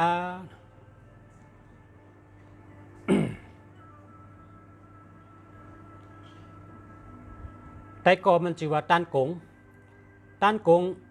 เป็นต้านกงเนี่ยเป็นนายอำเภอประกำไตเรียกว่าเหือนายอำเภอเนี่ยเป็นปู่เฮงเนี่ย เป็นปู่เฮงก็เลยถามเจ้าโฉว่ามีแผนการจังหือละเปิ้นเร่งหรูลุ่มล่าเจ้าหลีแก่เจ้ายังกับใครแทบคอเปิ้นไหนนะแต่กองต้านกงเนี่ยถามจังไหนโจ้โฉเนี่ยตอบว่าเป็นนกจอกอ่อนก้อยเฮ็ดคือเตะคู่ไรเนื้อเจอนกหุ่งหล่ะนะว่าจังนั้นเพราะเป็นนกจอกอ่ำหูไรเจอนกหุ่งเพราะว่านกหุ่งเนี่ยมันตัวใหญ่วินสูงมุงหันไกแห้งมันก็ใหญ่อันนี้เขาลัดในการซึกชูเป็นปู่เฮงก็ชูเดี๋ยวหูไรหลักหน้าการดงอันเขาเป็นสมซึกในหูนำเรือชัวว่าจังนั้นเพราะว่าลอยก็ต้องเป็นลอยชงเรือชัวให้ไหนกันจังว่าเป็นนกจอกอันก้อยเดี๋ยวเฮ็ดหือหูเจอนกหุ่งได้ละมันแตกโจโฉในแตกโดงเป็นนกหุ่งต้านโกงเนี่ยเป็นลุงเหงในซ้ำเหมือนว่านกจอกอันก้อยให้ไหนกันข้าเป็นใต้ก่อกัน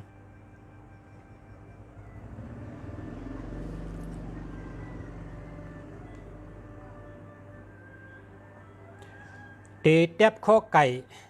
เฮ็ดสังแลเอาผ้าแทบข้อโวก็แทบหลา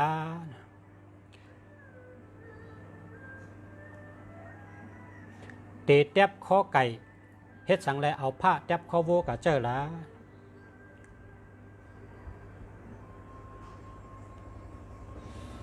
มีซึกมัดตึกต่าง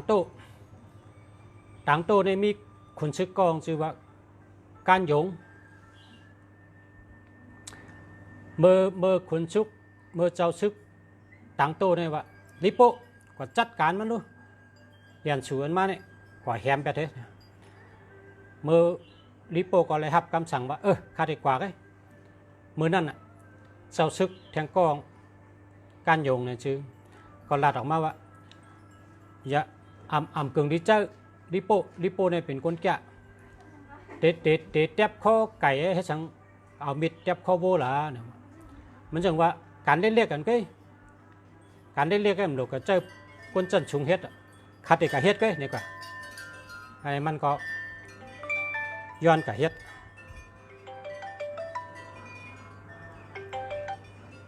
มันก็ย้อนกับเฮ็ดย้อนกับแตนกอดตึกแตนนั่นนะกอดตึกแตนมันบอกว่าเด็กกับตึกซึกอ่อนซึกอิดอันก็เพียงต้องเจ้าซึกลงกอดตึกละนะหมอกคาในก็ไรอ่ะคาเด็กกับตึกเว้ยนี่ๆนะมันเป็นข้อกรรมข้อไหนครับตีป่องมันเด็ดแทบคอไก่เฮ็ดสังต้องเอาผ้าตัดแทบคอโวกับเจ้าละเนี่ย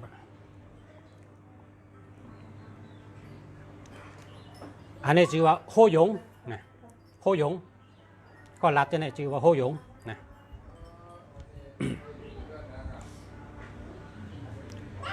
ผู้มีปัญญาเขาสอนว่าก็เลยมีเสียจะนะเตเปลี่ยนพวนโหก็เลยมีเสียจะก็นั่นเตรู้แล้วอันนี้เป็นเล่าปีเนี่ยมันได้สอนลองมีทำตาลาและมีเสียจะเนื้อตูเนื้อตั้งเฮ็ดตั้งหลัดมันหลัดจังนั้นแต่เสกจอมทำตาลาเพ่งเป้งและมีเสียจะต่อเจ้าจัดวันเมืองนะมันเอาอันนี้นำสร้างปรามีนะสร้างปรามีอันชื่อพยองเมื่อภาษาเบตันน่ะชื่อพยองเมื่อน่ะนึกแอบนึงด้อยน่ะนั่นน่ะเอามือตาก็เลยฮะแทงหอยอก็ยาวอ่ะค่ะกำมากขึ้นได้ตัวเหลือใน1 โมงปิกคำนั่นนะ5 โมง 6 โมง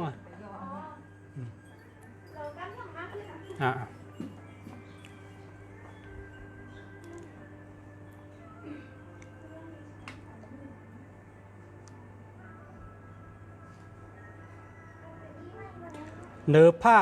อันสูงซิกนั่นก็ยังมีต้องผ้าเหนือผ้ายังมีผ้าเหนือก้นก็ยังมีก้นกัดแขน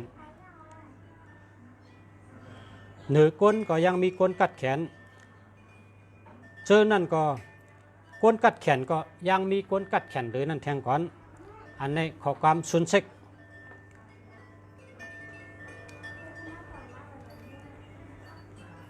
ตาเตอุปเปิงแผ่นดินวันเมืองนั่น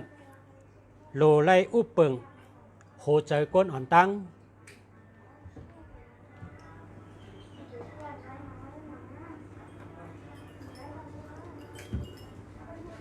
อันนี้เจียวยี่ลาดครับ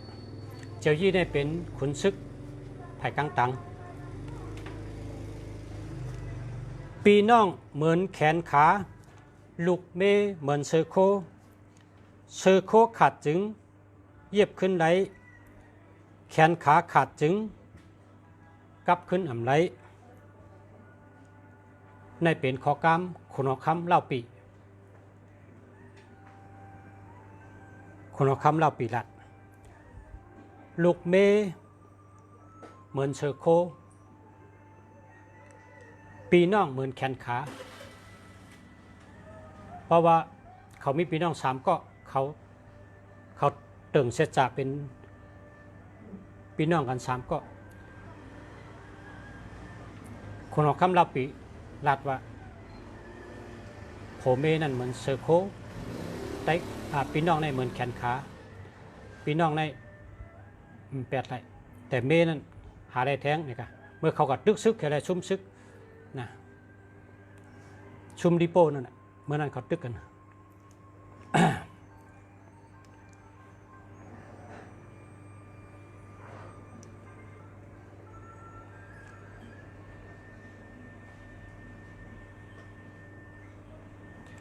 เมื่อเขาตกกินขินเจอจึงหลูได้กลมก้อมน้อมต่อเปิ้นเสเปิดตื้อตังดีนั่นยาวถูกดีเข่งแข็งถึงตีปอหักปอรู้แล้วในคนคำเราปีลัดเมื่อเขาตกกินขินเจอจึงหลูได้กลมก้อมน้อมต่อเปิ้นเสเปิดตื้อตังดีนะถูกดีเข่งแข็งถึงตีปอรู้หักเมื่อเขาซุ่มซึกคนเอาคำเราปีในซุ่มซึกไรกับปึงโจโฉปอกหนึ่งกวนอูเตียวหุยคำใครกับจอมมันอย่างสั่งสอนน้องว่าน้องใจ2 ก็ว่ามันว่าดังน้องใจ2 ก็สั่งสอนน้องใจมันว่า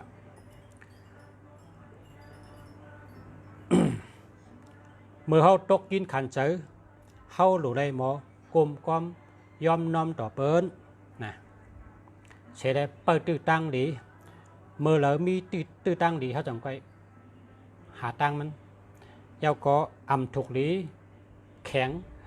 ต่อถึงป้อฮักป้อแล้วมันก็ในป้อมหมอกลมกลมน้อมต่อเปิ้นป้อแข็งนะครับแล้วฮักอันนั้นบอกว่าตัวคิงในตายกว่าเพราะตึกเฮได้ตายกันเนี่ยตาเตเกิดมาเป็นก้นเนี่ยมันหยาบนะเปิ้นว่าจังนั้นจำว่าเกิดมาตาเตมาเป็นผู้อ่อนโหซึกก็นับต่อแล้วก็เกิดมาผู้เลยเตมาเป็นจังหือแทงเนี่ยนะเมื่อเดี๋ยวนี้เขาเกิดมาเป็นก้นเขาก็หลงหมอฮักใส่ใจไว้อย่าให้ตายอย่าให้ลูกนั่นกันนะเงาไล่แหลกไล่ใครเปิดติดตั้งเหรอมันเต็มมีมาอยู่นะครับเราปีนี้มันสอนรองลีสอนไผ่ทำตาลาให้มีทำตาลาและมีกติเสจมันสอนน้องใจสองก็น้องใจก็ชื่อว่าก้นอูก็ชื่อว่าเตี้ยวหุยเขามีพี่น้องสามก็เปียหลวงเขาชื่อเราปีนะ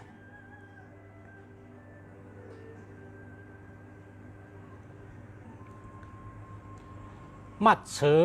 หรือมัดมันนี่เป็นข้อความโจโฉข้อความโจโฉ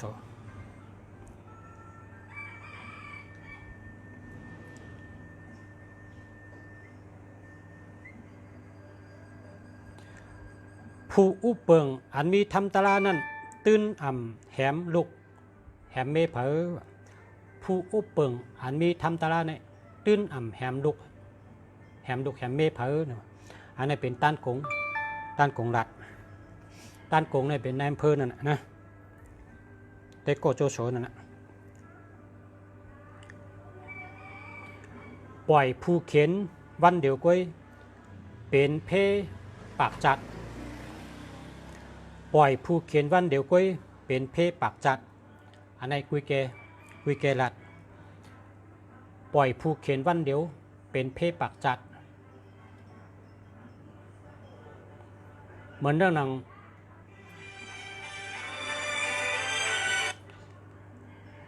ง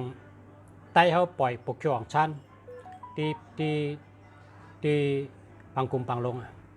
เมื่อเพิ่นขึ้นปังกุมปังลงในเจ้าทุนเย็นน้องวันว่า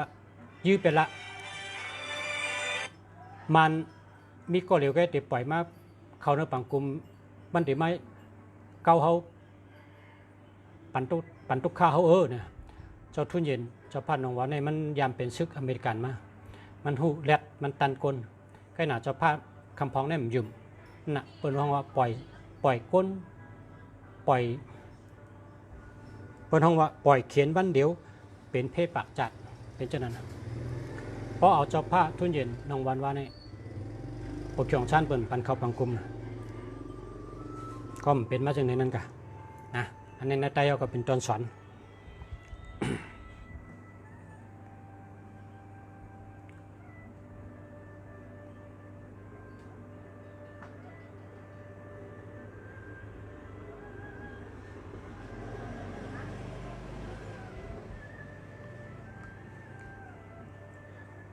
ปอดตึกก้นให้จึง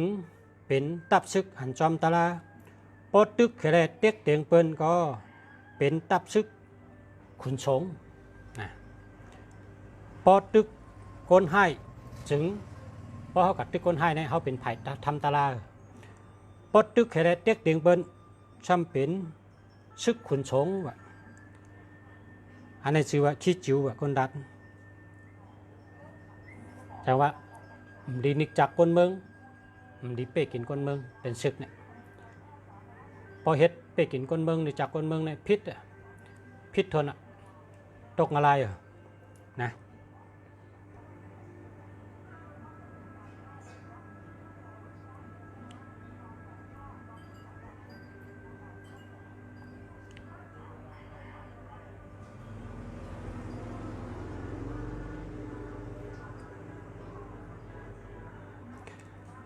เพอเตตาย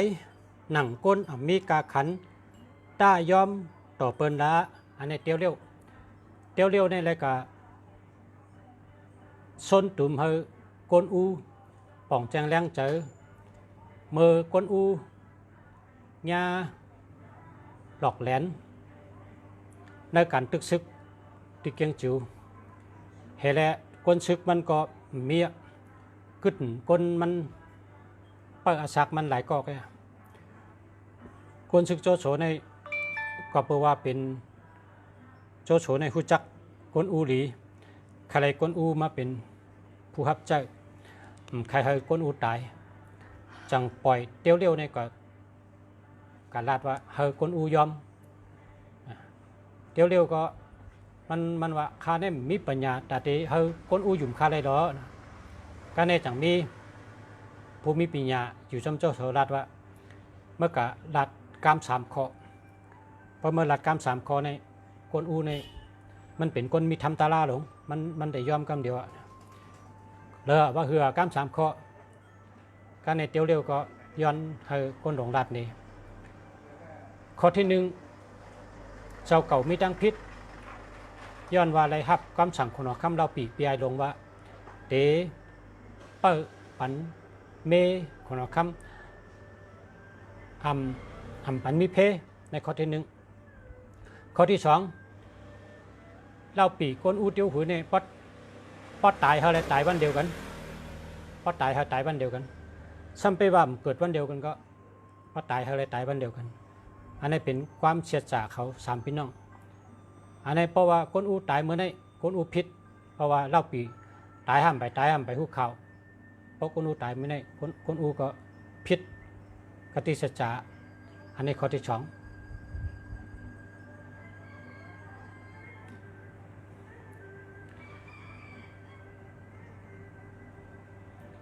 ข้อที่3พิษต่อกติสัจจะอันข้อกรรมอันว่าเนื้อเขา3ก็ปอดตายแต่ไรตายวันเดียวกันจำไปว่าเกิดวันเดียวกันก็ปอดตายย้อนเฮเลยตายวันเดียวกันในกรรมเสียจากเขา3ข้อพิษทั้ง3ข้อเตียวเลยก็เตียวเร็วก็บริยินก็ขี่ม้าซ่องกับรัดกันเดียวกับรัดนี่คนอู้ว่าเพราะเจ้าสู้เพราะเจ้าตึกเหตุเจ้าตายเมื่อเดียวเนี่ยเจ้ามีตั้งพิษ3ข้อ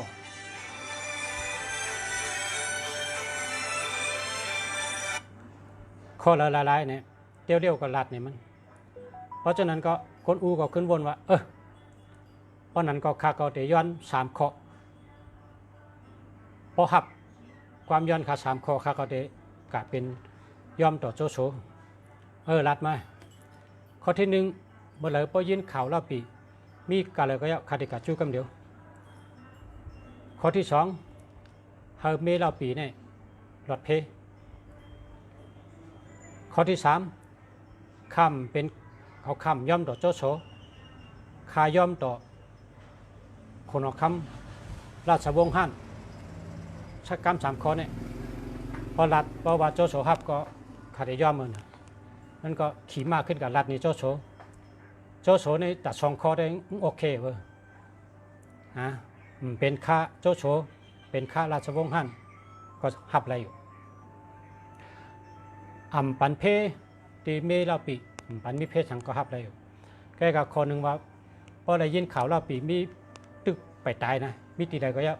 แต่กว่าชู้กำเดียวเนี่ยขอเนี่ยมันว่าเดี๋ยวเลี้ยงไว้หาพวกนั้นเนี่ยว่าเดี๋ยวเลี้ยงไว้หาพวกนั้นเนี่ยกำในคนมีตังหูจังขึ้นดัดโจโฉว่าเจ้าเขาหลเลี้ยงคนจังคนอู้เนี่ยเป็นคนมีทำตาลาเล่าปีเลี้ยงคนอู้ก็เลี้ยงโดยเมตตาตาลาเพราะเจ้าไรคนอู้มาเจ้าก็เลี้ยงดูลุ่มลาเอาทำตาลาเฮ็ดก็มันก็เป็นคนดีมีตังหูมันก็ติดตอบคุณกิจูเป็นเจ้าว่าฉะนั้นเขาจังก็ย่อมกันไปแน่ข้อกรรมมันมาว่า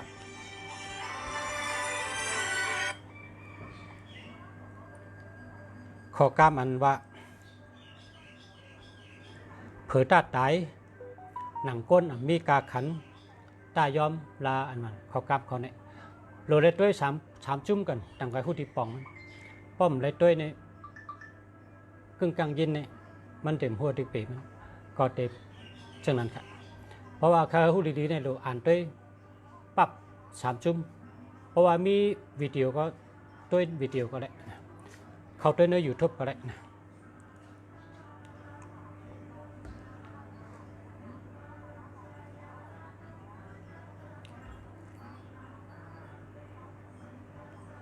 เป็นก้นในป้อมหูกุ่งเกจูมีตั้งขึ้นใหญ่เลยอันนี้เป็นก้นอุรัดย่างไปตั้นตึกซ้ำมาขาดตัวตาย ขุนชึกบ่ไหนจึงเจอฮัดเจอหันกุนชึกก็เตจ้างสั่นคอนไหลมืออนเชลเด็กเขาตึกโจโฉเนี่ยมันเดี๋ยวตายเป็ดคนแก่ข้าในคนมีปีญาว่าอย่าไปเฮ็ดเขาเด็กเขาปังตึกย่ำใบเขาเขาพอเด็กแหมคนแก่ตายนี่เด็กตึกสั่นคอนเจอคนชึกตั้งนำในขอกรรมในลูกดีอนเชลตั้งโจโฉเด็กตึกกันเนี่ยเมื่อเด็กเขาปังตึกเนี่ยดีค่าดีเอาตายคนมีชื่อเสียงเจอก็บอกว่าเด็กตุ้มเตือนน้ำเจอมีไม่มีครับมีทั้งบนมีก็เราถามทั้งบน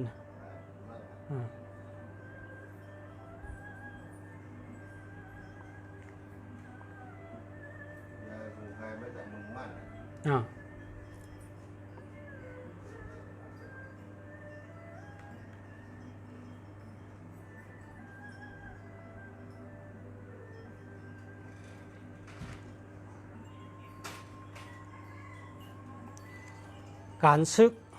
การเมืองตื่นเจอล็อกลิงล็อกแหลนอันนี้เป็นโจโฉรัฐการเมืองการซึกในก็เลยหมอแหลนก็นั่นเป๊ะก็เลยหมอลิงก็นั่นเป๊ะรัดตั้งห้องกว่าตั้งจานรัดว่ามีเป็นอันเป่ารัดว่าเป่าเป็นอันมีในการซึกตั้งการเมืองนี่ก็เลยหมอแหลนก็เลยหมอลิงก็นั่นเป๊ะเมื่อโจโฉกับชุ่มซึกที่เฟกเช็กเนี่ยเปิ้นเสิร์ฟไพ่ไว้100เฮาหันก้อนไพ่เฮาหันก้อนไพ่ไว้เพราะว่าเส้นตั้งนั้นอันมีก้อนไพ่นั้นมีก้อนเป้ครับเส้นตั้งอันที่มีก้อนไพ่นั่นมีก้อนเป้กันในคนชึกว่าตั้งในมีก้อนไพ่ขึ้นมา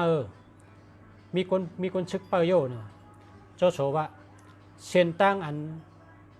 มีก้อนไพ่นั่นมีก้อนเป้เส้นตั้งอันมีก้อนไพ่นั่นมีก้อนเป้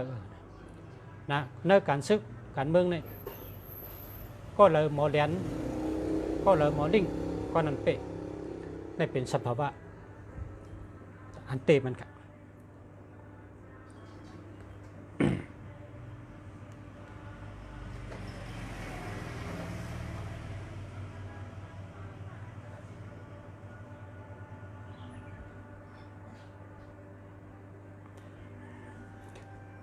กวนยื้อกลาง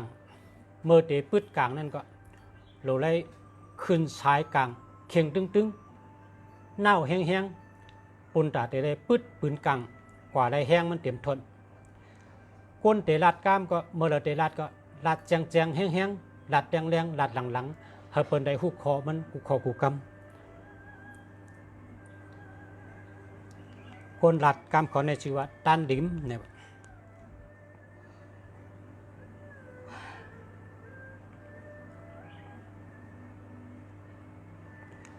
ปางตึกไปไว้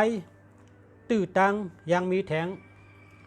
ในขนมคำเล่าปีละเพราะว่าปางตึกนี่ไปเย้าไปไว้ตื้อตังเมื่อนาในเพิดเตเปเพิดเตกันไม่จังรัดก็ว่าตื้อตังมันถึงมีแทงอันในขนมคำเล่าปีละ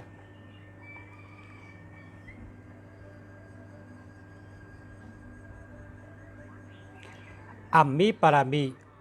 อย่าย้อนชูอันในช่วยปิงรัดเพราะมีปารามีอย่าไปย้อนชูเหมือนนั่งก้นนี่พลาก็ไม่ปอกเพราะอยู่ๆกับยกมือไหวพลากับย้อนนั้นย้อนนั่นย้อนได้เนี่ยสมาธิก็นั่งร้องซ้อมก็ร้องพลาก็ยำใบกับย้อนก็มันไหลก็บอกว่ามันมีปารามีเพราะมีปารามีกับย้อนชูกับพลามกันปันก้นใครอุบันกินเมืองก็เลยสร้างปารามีซื่อเจอก้นเอาเจอก้นจอมเจอก้นเฮอก้นตั้งน้ำหันดีน้ำกำแถมน้ำ บารมีเจ้าเก่าจังไกเกิดจอมบานจอมนาอายหมอกก่อจอมล้มอายก้นก่อจอมบานเมื่อเจ้าเก่ามีบารมีเฮ็ดสังก็ง่ายเพราะเจ้าเก่าอำไปได้ปืนเพบารมีเพราะไหนเปิ้นก่อมหูจักเจ้าก่อมหูจักเปิ้นมันก็เหมือนเท่ากับย้อนชุติพละป้อมมีบารมีกับย้อนชุกำไรข้อเร็วกันครับคนก็รัดขอกรรมขอในชื่อว่าซุยปิงผู้เฮ็ดการเจอนั่นตาเตอ่องมัน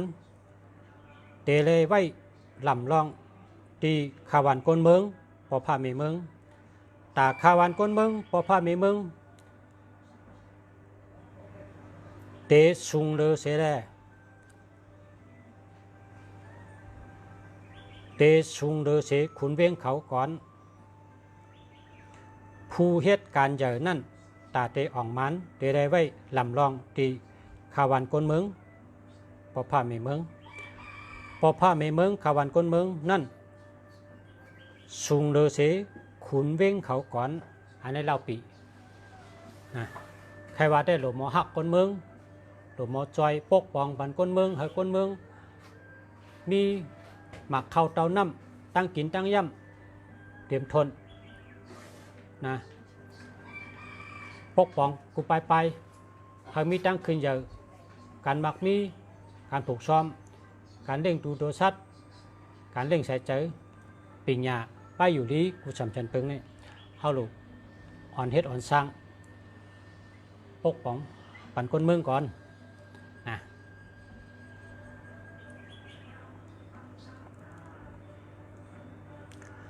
คุณหอคำเราปี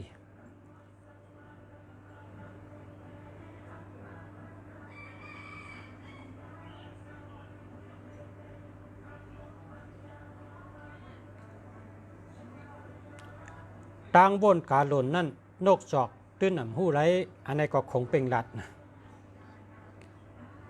ต่างบนกาหล่นนกจอกตื้นมีต่างหู้ไร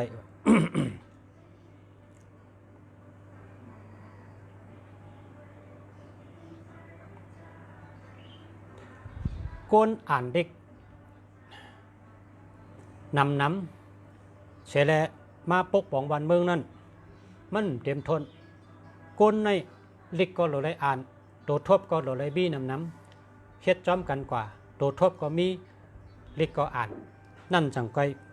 เป็นผู้ลงแดนกัดแขนในการ สร้างบ้านสร้างเมืองนะครับอันนี้อาจารย์คงเป่งฉากคงเป่งดัด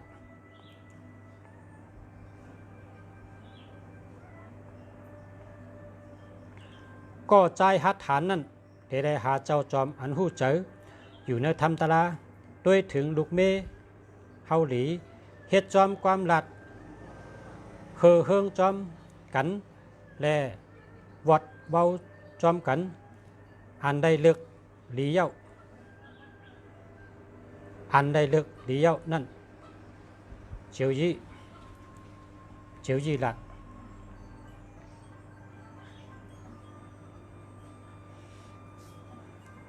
ก็ใจหัดฐานนั่นเตหาเจ้าจอมอันหู้เจออยู่ในธรรมตลาด้วยถึงลูกเมเฮาหลีเฮ็ดจอมกำลัดคือเฮิงจอมกันแลวอดเบาจอมเจ้าจอมอันได้เลือกเลี้ยวในนั่นอยู่เจียวยี่คนเตเฮ็ดก่อกันก็เฮาด้วยตีน้ำเจอมีเจอธรรมตลาแล้วก็มีเจอชื่อโยก็บอกว่าเหตุการณ์จอมกันในจ้าโฮมขีรีโฮมจำนะเฮืองก็เฮืองจอมกันวัดไว้ก็วัดไว้จอมกันนะครับขอแรกหน่อยไทยทอดสดอยู่ขอแรก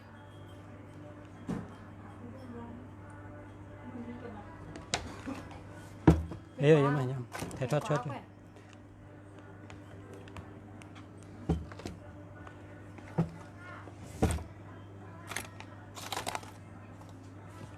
กาย้อนกักซ้อมอะไรคุณเจนไม่ได้ไหมคะ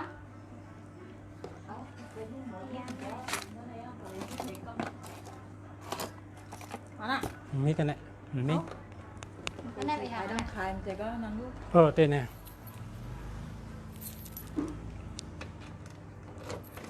ใบพาราเนี่ย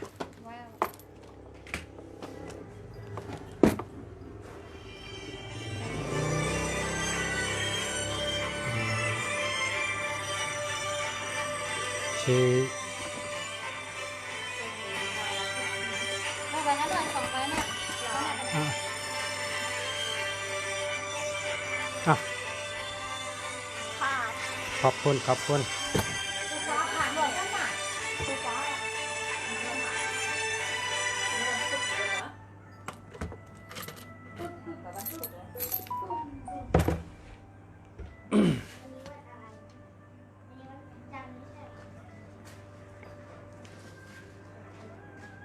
ไม่เป็นรองเท้าน้องอยู่หน้าบ้านนั่นเลยถ้าจะเอาอ่ะ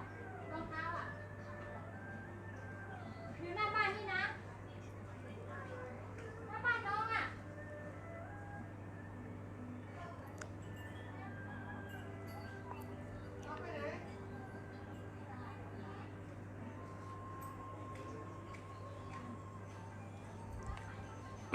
ในแกมการตึกซึกนี่เพราะว่ามันเป็นดองหมอแหลนหมอแปดกันมันเปเป็นโซโซรัดว่าอันที่อัมมิสังอันนั้นมีอันที่ว่ามีนั่นมันมีเนี่ยว่าโซโซรัดจึงนั้นในมีในแกมลองการตึกซึกพอเป็นรัดว่ามีเนี่ยมันมีพอบนว่าอัมมีนั่นนั่นมีโจโฉลาดว่าเนื้อแกมกันตึกซึกแต่ไม่ใช่นั้น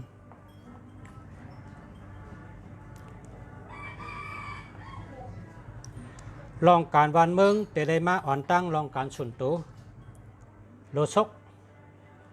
ซกในเป็นก้นแก่เป็นก้นแดดอยู่ในกลางตังนะมันเจ้าลัดกามว่าการวานเมืองเป็นที่หนึ่งการลูกเมเป็นที่สองเนี่ยโลซกนี่เป็นก้นรักเป็นก้นแดดเป็นก้นดีนะเป็นเขียวเมืองกลางตังแล้วก็กว่าต่อกับสืบเมืองนี่เป็นโลซกนี่แหละแล้วก็เป็นก้นมีผังหางดีอุปติยกดี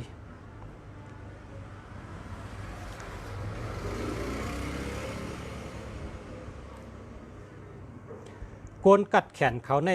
ใกล้ซุ้มย้อนมาอย่านางยิงในเย้านะอันนี้เป็นเตี้ยวหุยรัดเตี้ยวหุยนี่เป็นคนที่พันซึกตึกซึกแขนเดือเปิ้นมันบาดให้ปอกนะมันบาดให้ปอกเตี้ยวหุยนี่นะตึกซึกพันซึกนี่แทบคอโกนเนี่ยเหมือนปินมือจังเนี่ยวะแทบคอผูกกันตับเนี่ยเหมือนดึงปีนผ่ามือให้ไหนก็ง่ายก็ว่าจะนั่นในจำเนี่ยนะ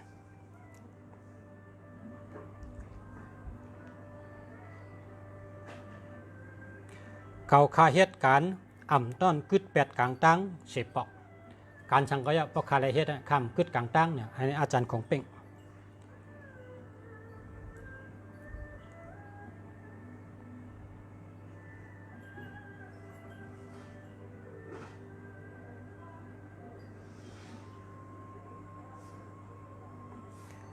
เกาคา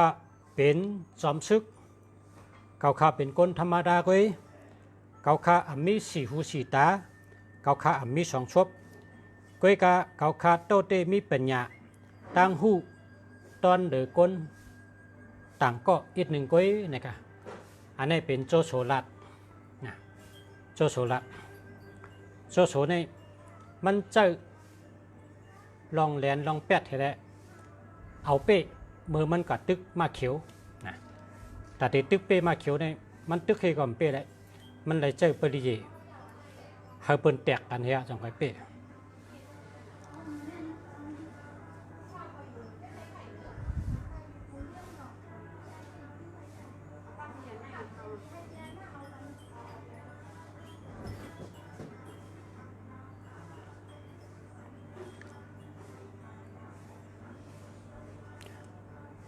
โป้ปล่อยไว้เสียแล้วเปิ่นถังเรียกถึงต้าเผาไพ่แปดเสลาโจโฉในยามแต้มดิกเป็นย้ำลองตึกซึกในจัดป่านมันอันตึกซึกนะจ้องตัวทบมันยามแต้มเป็นย้ำตึกซึกไว้ก็กะมือ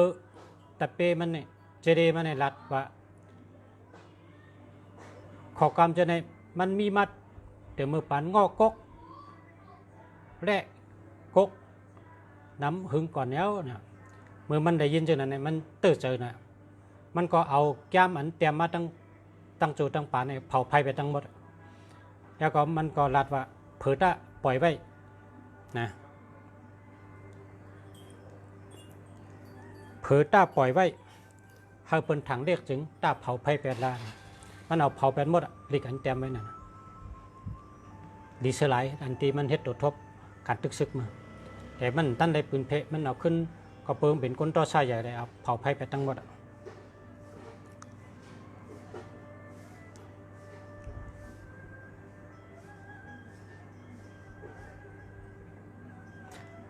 ยาลีนั่น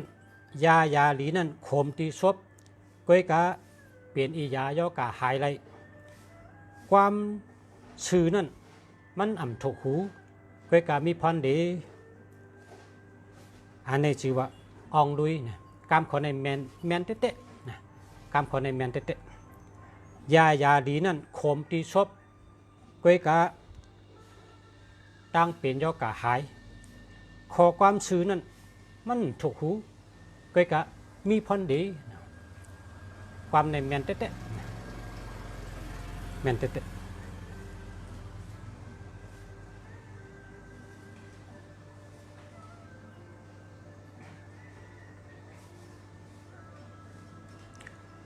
ชื่อเสียงไปหลังตีฮิปเน็ตอำไรอันนี้คนของคำเล่าปีเมื่อเขากัดตึกเมืองไรแต่เปมันว่าเมื่อเขาตึกเป้เขาก็ตึกกว่าตั้งนาห้อมโลกึดเนาะมันก็รัดตะเป้มันว่าพอห้อมไปมีชื่อเสียงห้อมไปได้รัดต่อขุนนางเนื้อวันเนื้อเมืองไปได้อุบกันเนี่ยเขาได้กว่าตั้งนาเนี่ย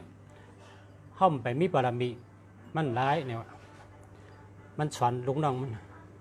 เขาก็ฮอดกันเลยก็เขาดูเฮ็ดก็ก้นเมืองดีๆอุบก้นเมืองดีๆรัดต่อก้นเมืองดีๆเพราะเป็นจำใจเขาเนี่ยนาการเขาก็ได้อ่องกันตั้งนาทีอย่าเป็นดิกจากคนเมือง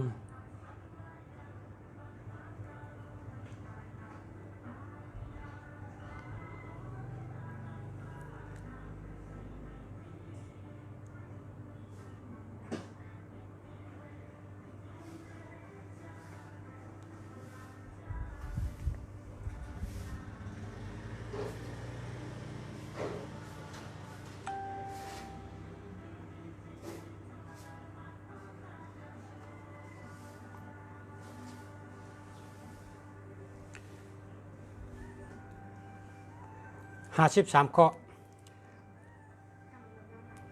เด็ดต้องมีเนี่ยกำหาปันป้อนในเมื่อในเสียมึงดีๆอ่าน53 ข้อกันจังใกล้สิบอ่านทั้งนะอันมันยาวหนาเนาะค่ะมาส่งกับพ่อแม่พี่น้องเขามาส่งกูก็กูคนกะย้อนให้พ่อแม่พี่น้องผู้ทำยินกูก็อยู่ดีกินบ้านให้การเคยใหญ่มาส่งอยู่ดีมีเงินทางดีคือเป็นกูก็กูคนกะมาส่งค่ะ